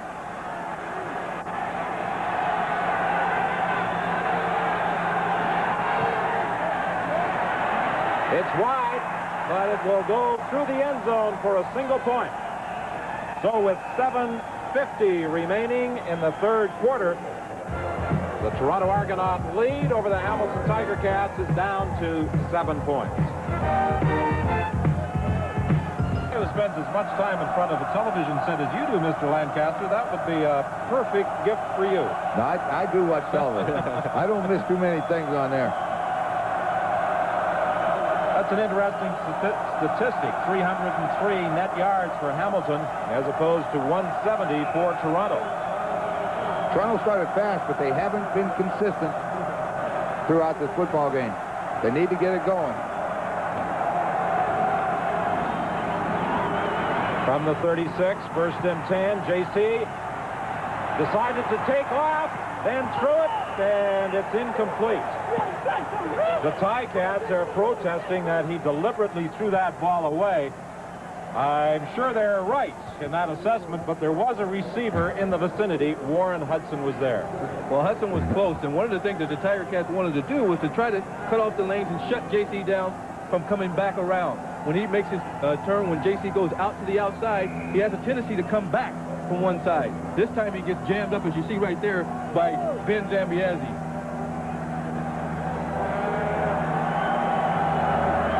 A hit like that will certainly get your attention. Real quick. From the shotgun, the first time this afternoon they've operated from this formation. Over the middle, incomplete. It was intended for Paul Pearson, and I believe that's the first time they've thrown a pass in his direction today. Had good coverage by Terry Laney on him. But, boy, I'll tell you what, if he could have got it there a little quicker, he was open. Terry Laney reacted back up on Pearson when he made his cut, and it was just a little bit late getting there.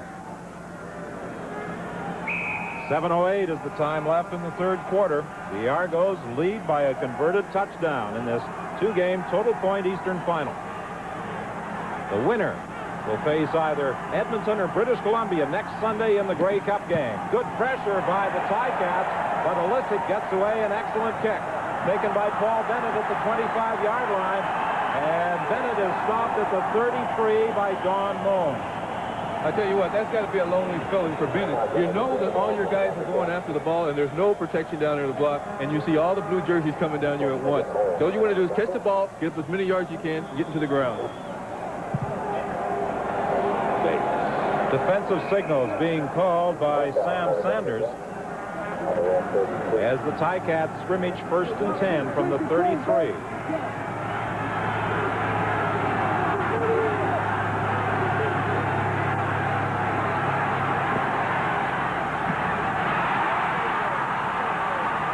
Stapler has the first down.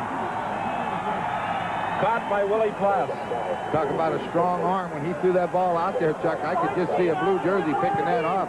They were in a short zone coverage. Gary Parker was just sitting back there, but boy, he got out there in a hurry. And the big thing about that, too, is Steve Stapler came back towards the ball, which helped the quarterback as far as any reaction by the defensive back coming up to try to pick it off. Kerrigan with an 80% completion mark this afternoon. He wants an attempt to throw. The ball is loose. He gets it back. I'm not sure whether he fumbled that ball or was trying to flip it off to one of his teammates, but he was very fortunate that that ball came back. I hope he was fumbling it. I hope he wasn't trying to pass it, because he was. If it wasn't very smart. He got a good rush. Gets upfield in a hurry. Rodney Harding has him in the sack, and the ball goes up in the air, and they're very fortunate to get it back. Mark Seal knocked the ball directly back to Kerrigan, who was down on the artificial turf here at C&E Stadium. Second and 17. Pressure again. He gets away for Champion. First down. Just a good play by Kerrigan that time. He had the pressure and was able to get away from the pressure, hold on the ball, and pick up his receiver downfield. And that's a good sign for a quarterback. He can pick up the receiver after he gets hit back there. Well, so you say a game of inches. Watch Mark Seal. Just can't hold on to him. That gives Kerrigan time to find the hole. Throws it low. Champion slides and catches it. First and 10. The ball is at the 44 of the Argos. Draw play with Walter Bender. He decides to go to the outside. A good move. Bender's running extremely well. Walter Bender has the good moves, and he was really motivated. And talking to him before that he wanted to play and do a good job because he's been out a few weeks with Zachary in there. Now he's replacing Zachary back in that backfield, and he's doing a good job as far as running with that ball. Bender did a double clutch job in turning Don Moan inside out.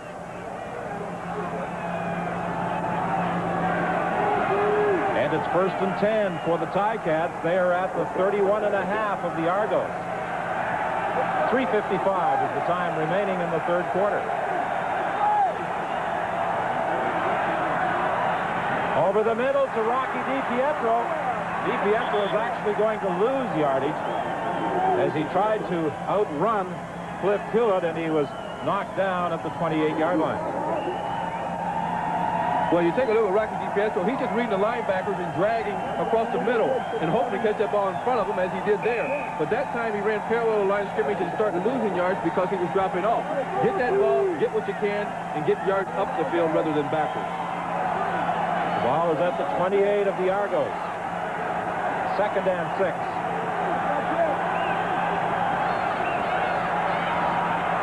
Kerrigan going deep into the end zone. Intercepted by Carl Brazley.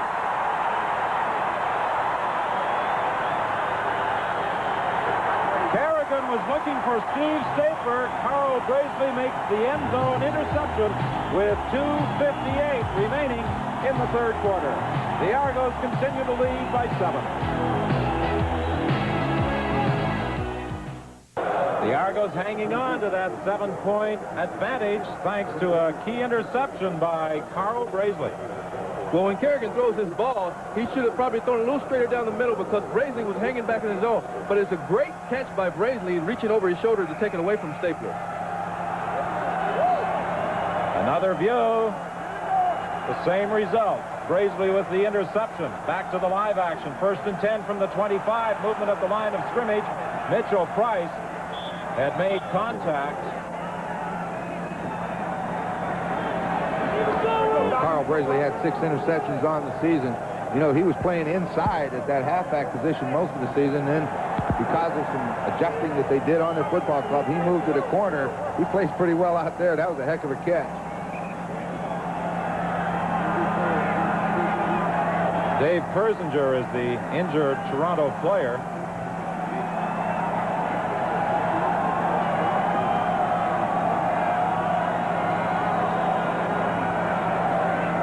And the penalty against the Hamilton Tiger Cats, an offside call against Mitchell Price, so it will be 1st and 5 from the 30-yard line.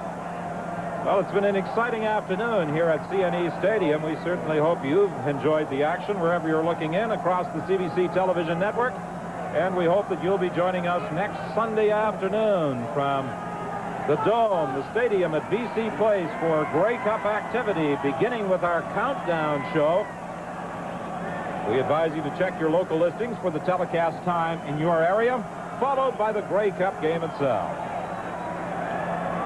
Steve Armitage, Brian Williams, Ron Lancaster, Chuck Ely, and I will be at BC Place Stadium to bring you the excitement of Grey Cup 86.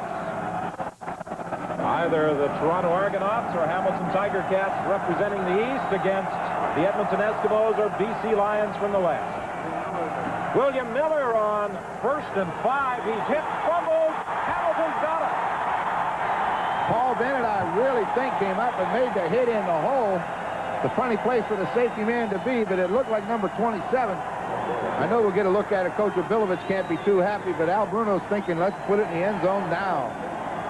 Well, the key situations now are big plays. Brazley comes up with a big play on an interception and stops the Tiger Cats from scoring a touchdown, and now the Tiger Cats get it back on a big play on a fumble.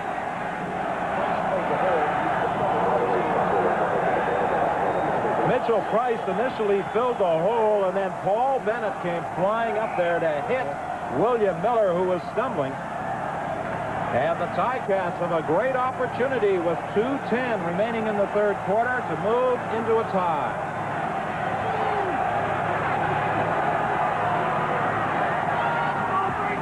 Sideline to Steve Stapler, out of bounds.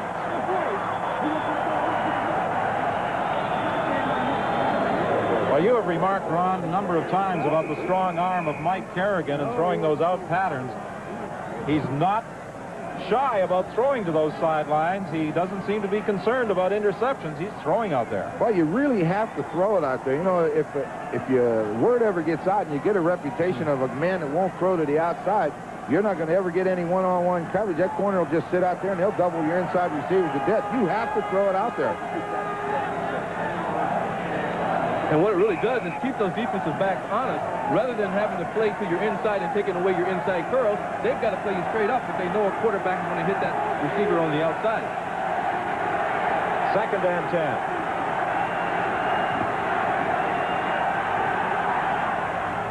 Walter Bender to the sideline, thrown out of bounds by Cliff Hewitt, about a yard, maybe 2 yards shy of a first down. Decision time. Mike Kerrigan looks over to Al Bruno to see what the call is. I think it's time to go after it. That's almost 2 yards. It's more than one. And they're going to send Hobart in with Jackson and Hucklack. Bring this thing to even if they can make the first down and eventually score. Ken Hobart, the star of the Ticat drive to the Grey Cup in '85, in a backup capacity this year, but now in on this third down gamble.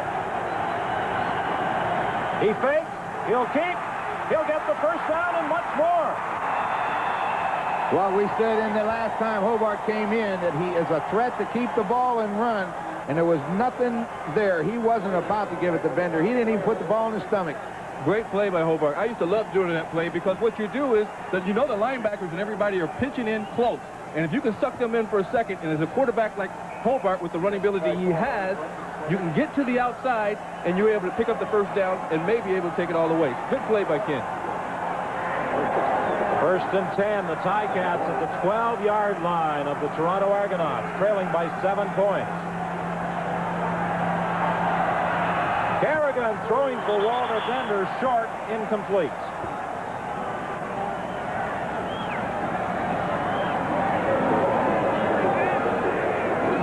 Again, Kerrigan looks over to that bench for some help in play selection.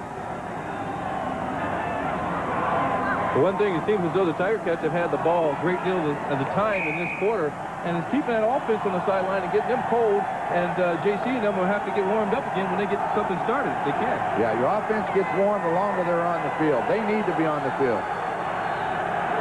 Second and 10 from the 12. There's the pass at the goal line. No sign. Ingram did not get in, but they have a first down. It will be first and goal from the 1. Great play by Kerrigan again. He's throwing that ball right into the stomach of the quarterback, of the receiver. As a quarterback, when you have those slant patterns or the quick post, the only one there, if there's no underneath coverage that you see here, there's no linebacker under there, drill into his stomach and let him put himself in between the defensive back and the ball. Again, that short yardage offense is sent in by Al Bruno. That means Ken Hobart is at quarterback. I wouldn't mess around. I'd just tell Hobart to sneak it 1 yard. Is he in? Yes. There's the signal.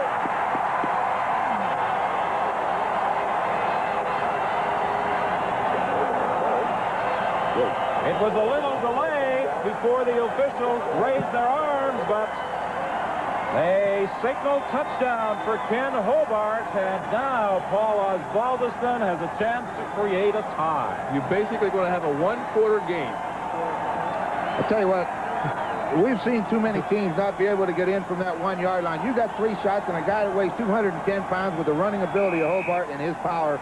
Get it in there on the first shot. Don't let that team build any momentum by stopping you and handing that ball off deep. Let him do what he does best. Get it in there. The point after by Paul Osbaldiston. Penalty flag on the play. He puts it through. But it appears, according to spotter Art Darch, that the Argos were offside. So, in all likelihood, the point will hold. Offside, Toronto 35, decline, Convert. And that is also the end of the third quarter. So, in effect, as Chuck Ely said, this Eastern Championship has been reduced to 1 quarter of football. Les, you were injured on the opening play of the game. Exactly what is the nature of the injury? I have a twisted knee. They say I worked all week, had nothing wrong with it, felt good, and I went out, and before I even got hit, it just gave out on me. Les, you've been acting as a cheerleader on the sidelines. You've got to be awfully proud of this Ticat club, the way they've come back. That's what makes me proud to be with this team, because they don't give up. And they're not going to give up now, and we're tied up. It's 0-0 going into this fourth quarter, so we're going to win it. Good luck, Les. Thanks. Dwight Edwards on the kickoff return, and he is dropped at the 30-yard line by Ralph Schultz. Well, you can see that momentum changing. That Hamilton Tiger Cat defensive team and special teams are all fired up. and now they're going to try to come up with the big plays to get that offense the ball one more time because Kerrigan is really moving that offensive team. Emotion is so important in a football game, and when we look down at the Ticat bench in the first quarter, it was very quiet, and the Argonauts were happy. Now it's changed around. Argonauts got to do something offensively. A 200-yard difference in terms of total offense. The edge belonging to the Ticats. Again, Toronto in that short punt formation. Pass almost intercepted by Frank Robinson. Now, you know that is the type of interception that Frank Robinson feels that he should have had because they were right through his hands. But the problem is sometimes is he's not expected to. Looking at the man that's right on top of you and it surprises him. And as Frank Robinson looked at that bench, I'm sure there were some on that bench who said, yeah, Frank, you should have done it. Second and 10 from the 30-yard line. We're into the fourth quarter. The game tied. The total point affair at 49. In case you joined us late, the Argos won the first game by 14, and at one point this afternoon led by 26. Leo Edwards is after J.C. Watt. J.C. Watt trying to use his scrambling ability, throwing the ball up for grabs. It's intercepted. Terry Lenny makes the interception. Well, when a quarterback runs to his left, as J.C. Watt did, and then to turn around and throw that ball clear across the field, that's exactly what should happen. And it happened. The big argument down there, they wanted an interference call on Keith Baker, but Terry Laney went and got the football. Well, the two defensive backs were born after the ball. When you chase a quarterback down, like Ronnie said here, and you come back in that far of the field and throw it back across the field that far, anything can happen. And that time, he got it picked off on the interception because the ball's hanging up in the air. He really doesn't get anything on it, and it hangs there, and everybody's reacting towards the ball. They're going after the ball. As you see, Keith Baker goes down, and that's what they were calling for the interference for.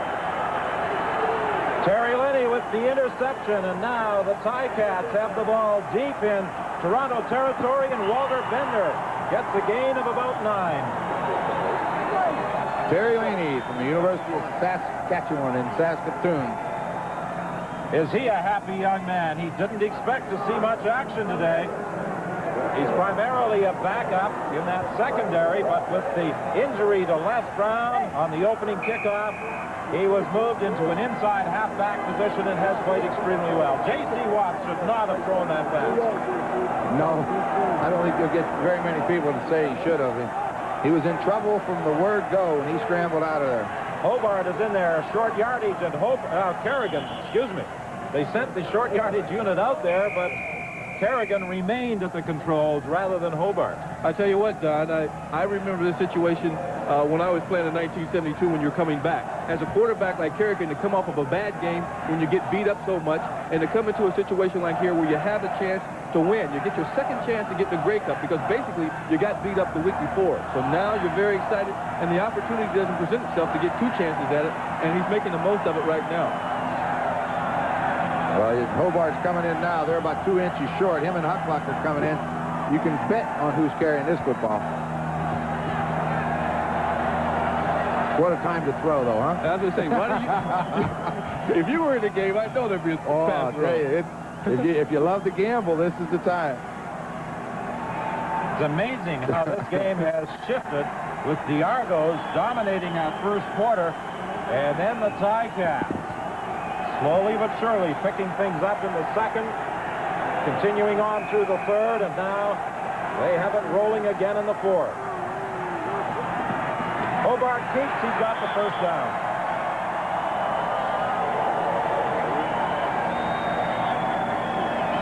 Well, the last time Al Bruno crossed us up by leaving Kerrigan in there in the short yardage offense. This time he wasn't about to take any chances with Ken Hobart going in and getting the first down. I saw Al Bruno talking to Tony Champion going on the field. They got Cliff Hewitt down with an injury with the Argonauts. I think he was telling him what play he wanted run. So we'll see what happens. Usually John Salvanis, in conference with Mike Ferragelli in the press box, they call the plays. And I think Al Bruno is calling this one. Cliff Hewitt is the injured player. That means Donahue Grant will be coming into the ball game. Yeah, what is that? Again, we have another situation. The Tiger Cats are keeping the ball, keeping it away from that offense, and that offense is sitting over getting cold, getting 2 plays and out. and that creates a problem because you want to establish something with your drive, some consistency. Run the ball, throw the ball, get things happening, get some feel with your offense, and they can't do that right now with Hamilton controlling the ball as well as keeping it away from that offense. First and 10 for the Ticats. They are at the Toronto 26-yard line. 12:57 is the time left to play. The total point series tied at 49. Kerrigan to Rocky DiPietro for a first down. What an excellent fake he made. He looked out to the right to Tony Champion and then just wheeled and drilled to Rocky DiPietro. On that type of a pattern, a three-step drop is the ball's supposed to be gone quick. So he had decided he was going to go to the right. So when he looked out there, he didn't like what he saw, and he turned and come back immediately. And DiPietro was alone, and he makes the catch. That's throwing with confidence. First and 10. The ball is at the 13-yard line. Handoff to Walter Bender, and Bender gets inside the 10, stopped by linebacker David Marshall. What a turnaround by this man, Mike Kerrigan. After being intercepted 4 times in the first game at Ivor Wynn, coming back, and he now has completed 29 passes here at CNE Stadium. Well, when you come off the type of game he had last week, you'll want to establish your confidence. You can't wait to get to another game and make up for the type of play you had the previous week, and that's what he's doing this afternoon. 11:57 is the time remaining in this football game. It's 2nd and 6. Kerrigan drills it into the end zone, incomplete. Terry Parker knocked it away from the intended receiver, Rocky DiPietro. As a matter of fact, I think he might have pulled it right out of his hands. Boy, Kerry Parker gambled and won, and that's what you got to do as a corner. A guy that doesn't have the confidence in his abilities has a hard time playing there. Kerry Parker's been around. He saw what was developing. He went right to DiPietro, and as you say, I think he did take it out of his hands. So for the first time, the Ticats have an opportunity to take the lead on a Paul Osbaldiston field goal from 18 yards out. It's good. And with 11:24 remaining, the Ticats lead 52-49. Cup 86, and one of those two coaches will be looking forward to it as well. Will it be Bob Vilovich or Al Bruno directing the attack of the Eastern champions a week from today? At the moment, Bruno has the edge. His team has fought back from first a 14-point deficit coming into this game. Then they fell behind by 26 points. But now they hold a 3-point lead. J.C. Watt from 1st and 10. Over the middle to Paul Pearson for the first down.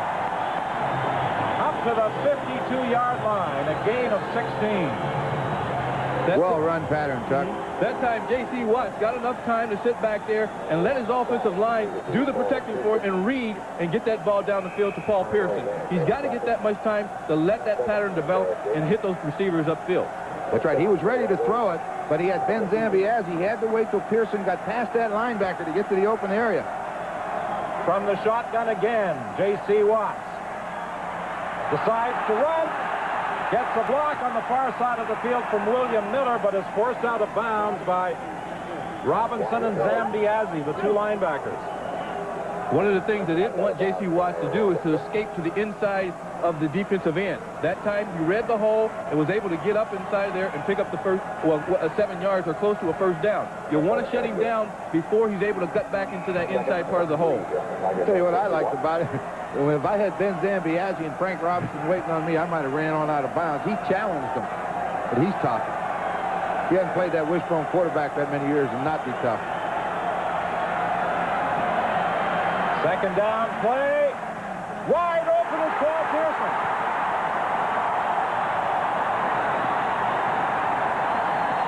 Yeah, he fought for extra yardage. It was finally Mark Streeter who drove him out of bounds. Well, all year, Paul Pearson's been bothered by injuries. It hasn't been a great year for him. But you know what? When you're down 3 in the Eastern Final, there's no better time than to come up big. He's made 2 great catches. He found the hole. J.C. Watts found him. They thought he was going to throw short, but what's the effort right now? He bounces off of Bennett, takes a couple more hits. Finally gets knocked out of bounds by Streeter, but what a big play. Pearson goes to the bench. Mike Soroshka comes in. He's only caught 2 this afternoon. Both have been on this drive. A 27-yard gain on that reception for a first down at the 24-yard line. The reverse with Chris Woods. Howard Fields was waiting for him. That time they happened to be in the right coverage. Howard Fields was to the wide side of the field, and he just came up and played his position, looking for the reverse, and was able to make the tackle. Ellis Rainsberger, the line coach of the Argos, talking to Bob Obilovich and showing his displeasure with the way that play developed.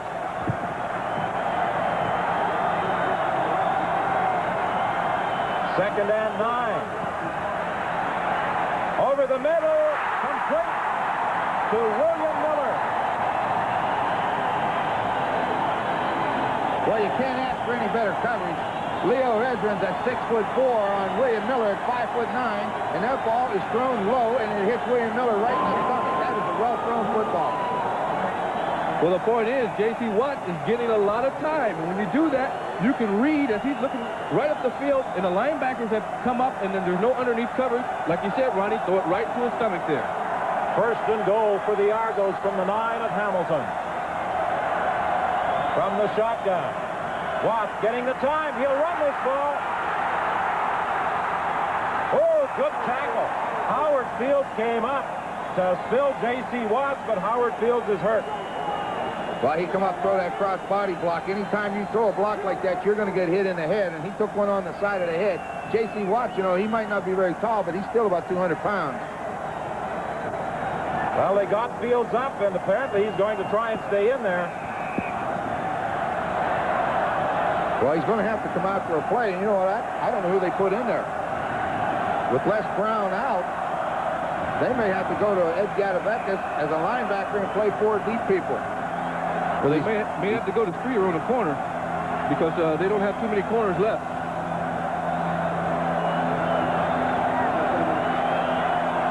Well, he's going to have to come out for one play. Streeter came over, tried to get him up on his feet.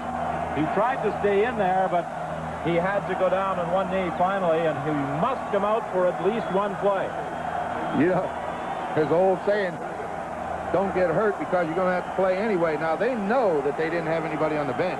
Now, you know who's going in? Yeah, Walter Bender. I'll tell you what, now, if I was a quarterback, I'd be looking for Walter Bender if I'm going to throw. I got to find him. Let's see what they do. They're going to put him at that halfback position and let him force, I would think. So Walter Bender has replaced Howard Fields in that secondary. On the corner. On the corner. It's second and goal from the shotgun. In the end zone, touchdown. Dave Pickman, Walter Bender. Well, you got to do it. Keith Baker grabbed the throw from J.C. Watt. And there are penalty flags in the end zone. And now some pushing and shoving taking place.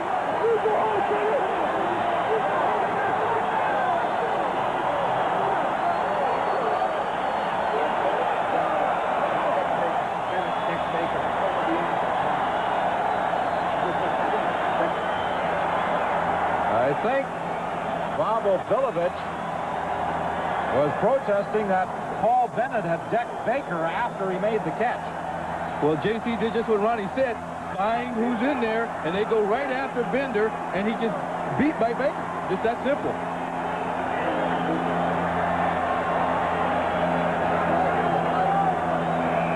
There was a penalty flag in the end zone.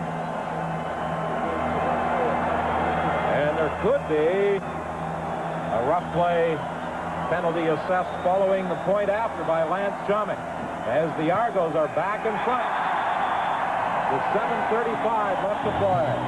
Well, J.C. Watt showed a lot of class with that drive. And we'll be back with the Toronto kickoff right at 52. Toronto leading Hamilton, 7:35 of the time remaining. Well, you see on the replay here, he just beats Bender by 5 yards into the end zone, and when he's back there, there's a little discussion going on between Bender and Bennett gets called for the roughing play. When these two teams get together, tempers fly when the emotions are close and the games are close. The 15 yards tacked on the kickoff into the end zone. Walter Bender starts out from the end zone. I think he'd have been wise there to let it go, but perhaps not as he gets it out to the 27-yard line. But it's a 4-point spread. 1 point really doesn't make that much difference at this stage. Yeah, he could have got it out to the 35, but, you know, maybe that ball wouldn't have gone out and they'd have had it conceded. But, you know, all good running backs think they're going to break it when they get their hands on it, and he's going to take a shot at it. They got good enough field position. Nothing wrong with that.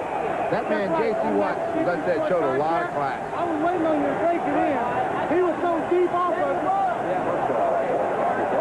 Well, of course, J.C. Watts took advantage of Walter Bender going in there, replacing Howard Fields, and I was surprised that they put Bender on the corner, but they didn't zone up in that situation. Boy, that was tough.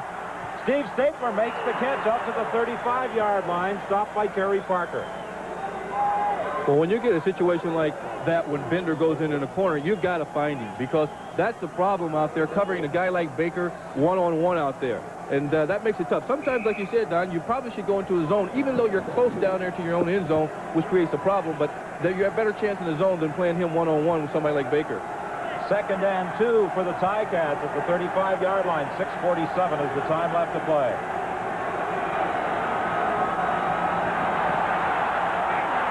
Pulls it down, gets the pass away. Stapler makes the catch. First down up to the 45-yard line. Now let's go down to Steve Armitage. Don, I talked to Howard Fields just a few moments ago. He had his bell rung. He said he will be back into the game as quickly as possible. He's up. He's walking around. He feels fine. He wants to get back into this game in a hurry. Well, just ask him where he is. Bruce Bennett did that one time in Calgary. I asked him where he was. He said, Calgary. I said, how do you know? He said, it said so right there on the hillside. I said, you cheated. First and 10 from the 45-yard line.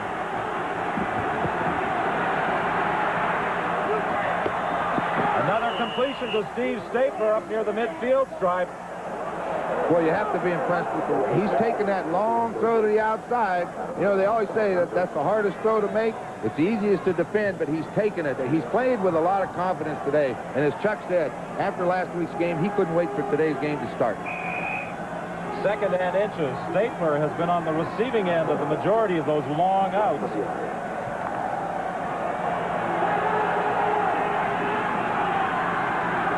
Would you throw deep here? No. Get that first down. You got to have it. Kerrigan keeps inside the midfield stripe to the Toronto 54. That's the reason I said that, Don. See, I looked at the defense, and they kept Tripoli, Parker, and Brazeley deep. They're waiting for you to take that chance to throw the ball down the field. I'm sorry, Daryl Moyer. If they're waiting on you to throw deep there, if they're up there in line of scrimmage wanting to stop the run, then you can take the chance. 4:50 is the time left to play. The Argos leading by 4 in this total point affair. Big edge for Hamilton in terms of first down.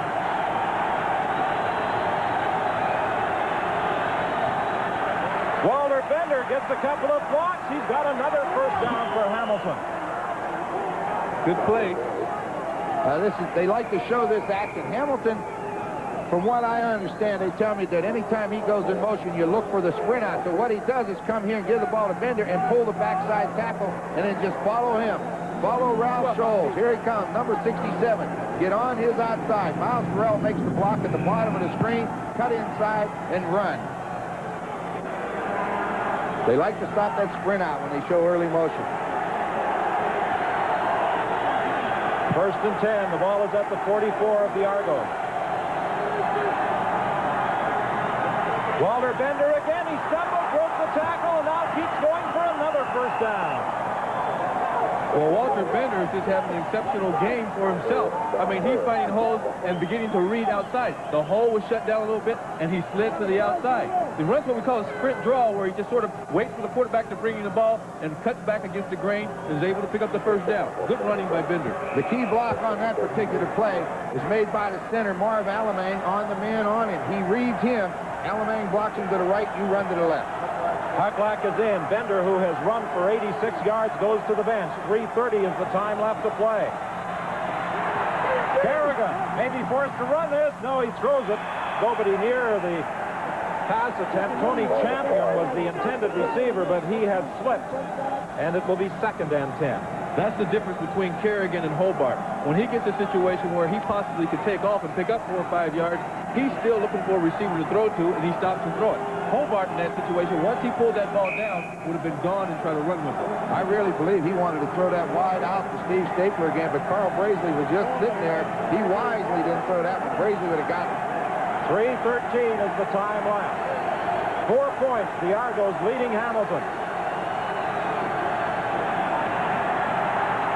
The pass is complete to Rocky DiPietro. First down as he fights to the 20. Stopped by Kerry Parker. Good play. They came with a blitz that time in man coverage, and they just ran a look at what looks like a pick pattern in the flat. DiPietro just runs to the flat, curls around, and comes back to the inside. And he just makes that turn against that defensive back and is able to pick up 5 more yards. 2:58 is the time left to play. It will be 1st and 10 from the 20 when we return. 465 yards for the Ticats in terms of net offense, 359 through the air. And of that rushing total, Walter Bender has accounted for 86 yards. And it's come down to this. 2:58 is the time left. Toronto leads 56-52, and the Ticats have a first down at the Toronto 20-yard line. Well, it's a nail-biting time for that man, Bobo Vilovich, who comes into the game with a 14-point lead, and now he's in a situation where the game could go to the Hamilton Ticats in a 2-game total point.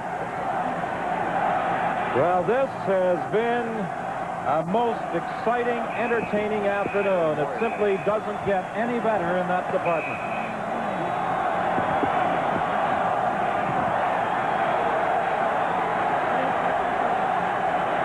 Both sides have been riding an emotional roller coaster here at CNE Stadium. 1st and 10 from the 20-yard line. Kerrigan is going to run the ball. A couple of good words. He'll be close to a first down to the 11-yard strike. Fear does wonders. You know that? Kerrigan's not a runner by any means, and he'd be the first to tell you that. But when he came out there on that bootleg, he didn't like what he had, and he just took off. The little bootleg action. Now he comes back to the outside. His receivers are covered. He just put it down and started running. Good move, too. Pretty good move. Ken Hobart comes in with that short yardage offense. It's 2nd and 1 from the 11-yard line.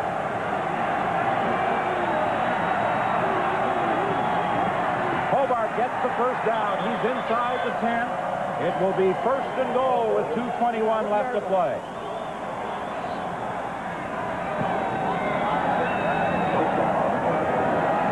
Well, this is what it's all about, isn't it? Coming down to the last 2 minutes of the ball game. They have a 2-game series to decide a winner, and it's not decided yet. Well, we can only hope that the Grey Cup next Sunday will be every bit as exciting, and we hope that you'll be joining us on CBC television for Grey Cup 86 from the stadium at BC Place. Will it be Hamilton or Toronto representing the East? 2:07, the time left to play. 1st and goal. There's the pass. It's complete to Tony Champion at the 5, make it the 6-yard line. Well, I tell you, Mike Kerrigan has got an awful lot of confidence to be throwing that ball where he's throwing it, because there's some good close coverage for a 5-yard flat pattern that you're throwing out there. The ball has to travel a long way, and at that time, the defensive back can react up on it. But he's been successful so far this afternoon. That was dangerous. There was 2 blue jerseys there, and he got it to the receiver.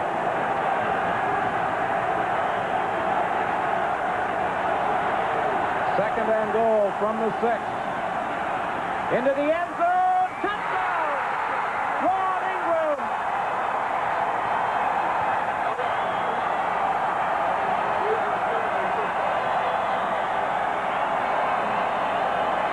Well, that's really a tough play for a defensive back when he's running the back, turn to the ball, and a quarterback like Kerrigan can throw the ball so nicely in there like that.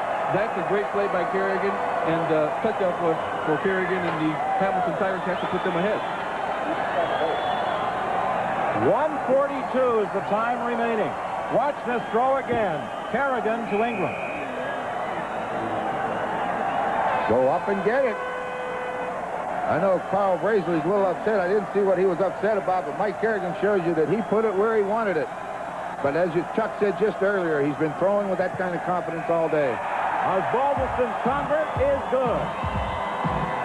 So with 1:42 remaining, Hamilton leads it by 3. Now, what about the possibility of overtime?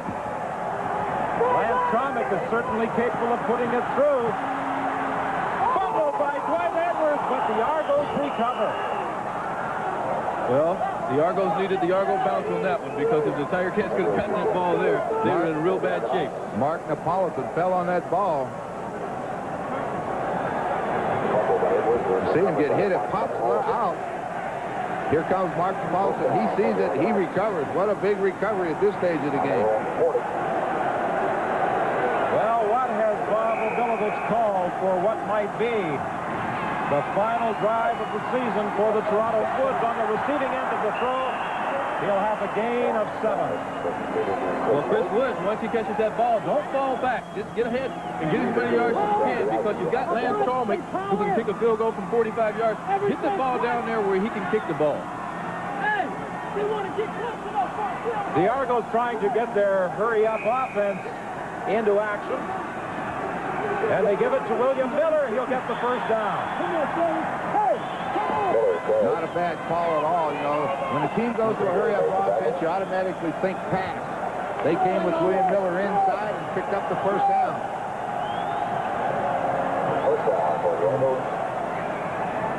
J.C. Watts operating without benefit of a huddle as the clock is running. Now 1:20 remaining.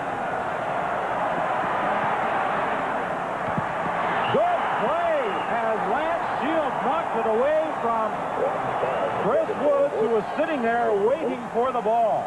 Yeah, I think they had the pattern call to the left side of the field, and J.C. Watts didn't like what he saw. So by the time he came back to Woods, Lance Shields had recovered, gets that right arm out and bats it away. Woods was open. Chris Woods and Lance Shields have had a real battle all afternoon from the shotgun formation. 1:13 left on the clock. Incomplete. Paul Pearson was the intended receiver.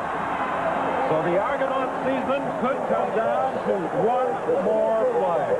You know, with 1:08 left and third down, you expect the Argonauts to throw to the outside, which they've done. But right now, to keep this drive alive, you've got to go right down the middle. That's where the hole is in the defense, because they're playing you to get out of bounds and stop the clock. You can't worry about the clock. You got to make a first down, so down the middle someplace. From the shotgun. Pass complete to William Miller. He won't get the first down. Frank Robinson stopped him at the midfield stripe. Not the play to go. You've got 10 yards to get. You've got to go upfield with that. You know that they're playing zone and they're laying back and they're going to react up to anything you throw short. So you've got to throw the ball down there, a 10 or 15-yard pattern. I agree, Chuck. That is not the play to call. I mean, even if you have to hold that ball as long as possible and get 10 yards. 3 yards, they're going to give you 3 yards anytime you want it on third down. You got to take the gamble. Hang on, get somebody open. So now 1:03 is the time remaining. Al Bruno has walked 100 miles this afternoon, pacing back and forth. He may walk another 100 the next minute.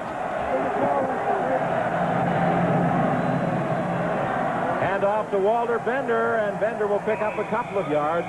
He's just making sure he hangs on to that football as he's wrapped up by Rodney Harding. Well, you know what time? Slow as the quarterback is, let him roll around, roll out wide side. That'll kill off about a minute and a half. Get him outside and let him run around a while. But it doesn't matter. Just kill some time. Hey, put Hobart in, let him roll right, roll left, and don't go out of bounds. That's what he gave me.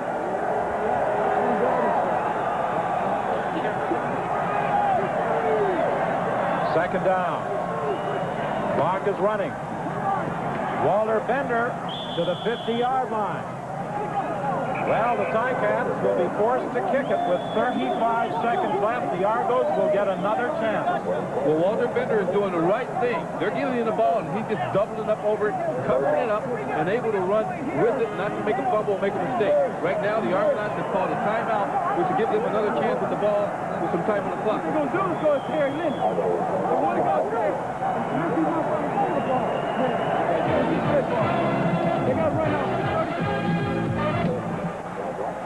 Well, is he going to be okay? I thought he was going to get up. He doesn't wear any other padding apart from the shoulder pads. So those kickers are many times vulnerable. Well, he took a good shot. I don't know whether he hit the ball or what, but his knee, he got his knee caught up there and still hanging in the air. And Jeff Watson, who earlier was with the Hamilton Tiger Cats, is the man who hit him as he... He was Hamilton's #1 draft choice last year. You know, there was quite a few times this year Hamilton probably wished they had him back, you know, with those injuries along the offensive line. But, hey, you got to go after the ball. That's all you can do. Now it's up to the Argonauts to move 100 yards.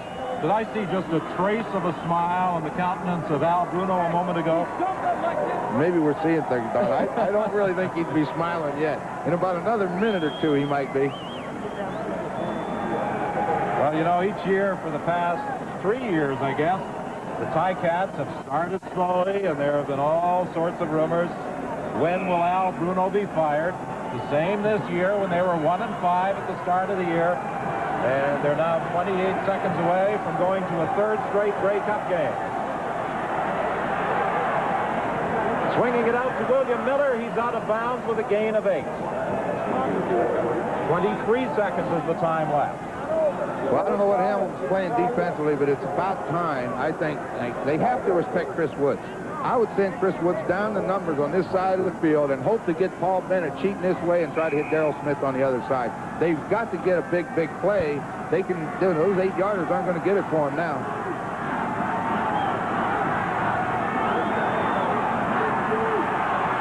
J.C. Watts is being chased around, using up a lot of time. To the sidelines to Paul Pearson. He steps out of bounds, but that play used up 12 seconds. Well, not a smart play by J.C. because you don't want to use up that much time on the clock.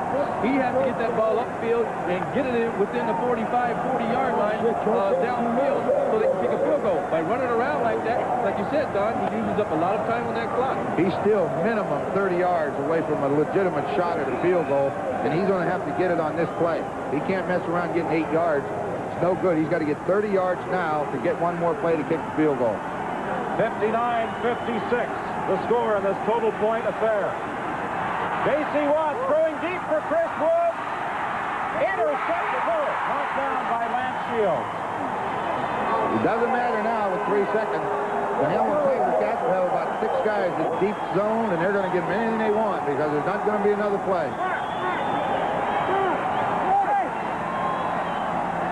3 seconds, the time remaining. Well, he had the idea. He threw it far enough, just a little too far. It looked as though Shields had made the interception. As he came down, I think Woods stripped him of the football. Well, you know, if you watch these defensive alignment down here, you got the corners and linebackers lining up already 10 to 15 yards deep, and then you got your defensive back, safeties inside halfback, back another 20 yards. So they're back 50 yards before the ball is even snapped. Dwight Edwards comes into the game as a receiver. J.C. Watts throwing it deep. There are 4 Hamilton players back there. The catch is made by Darrell Smith, but he's out of bounds. That's the ball game. And the Ticats have staged a remarkable comeback, erasing a 14-point deficit, and then recovering from 26 points down to win this total point series 59-56. And Al Bruno, you should hug quarterback Mike Kerrigan. He had a whale of a ball game and certainly a moment of redemption after his performance last Sunday.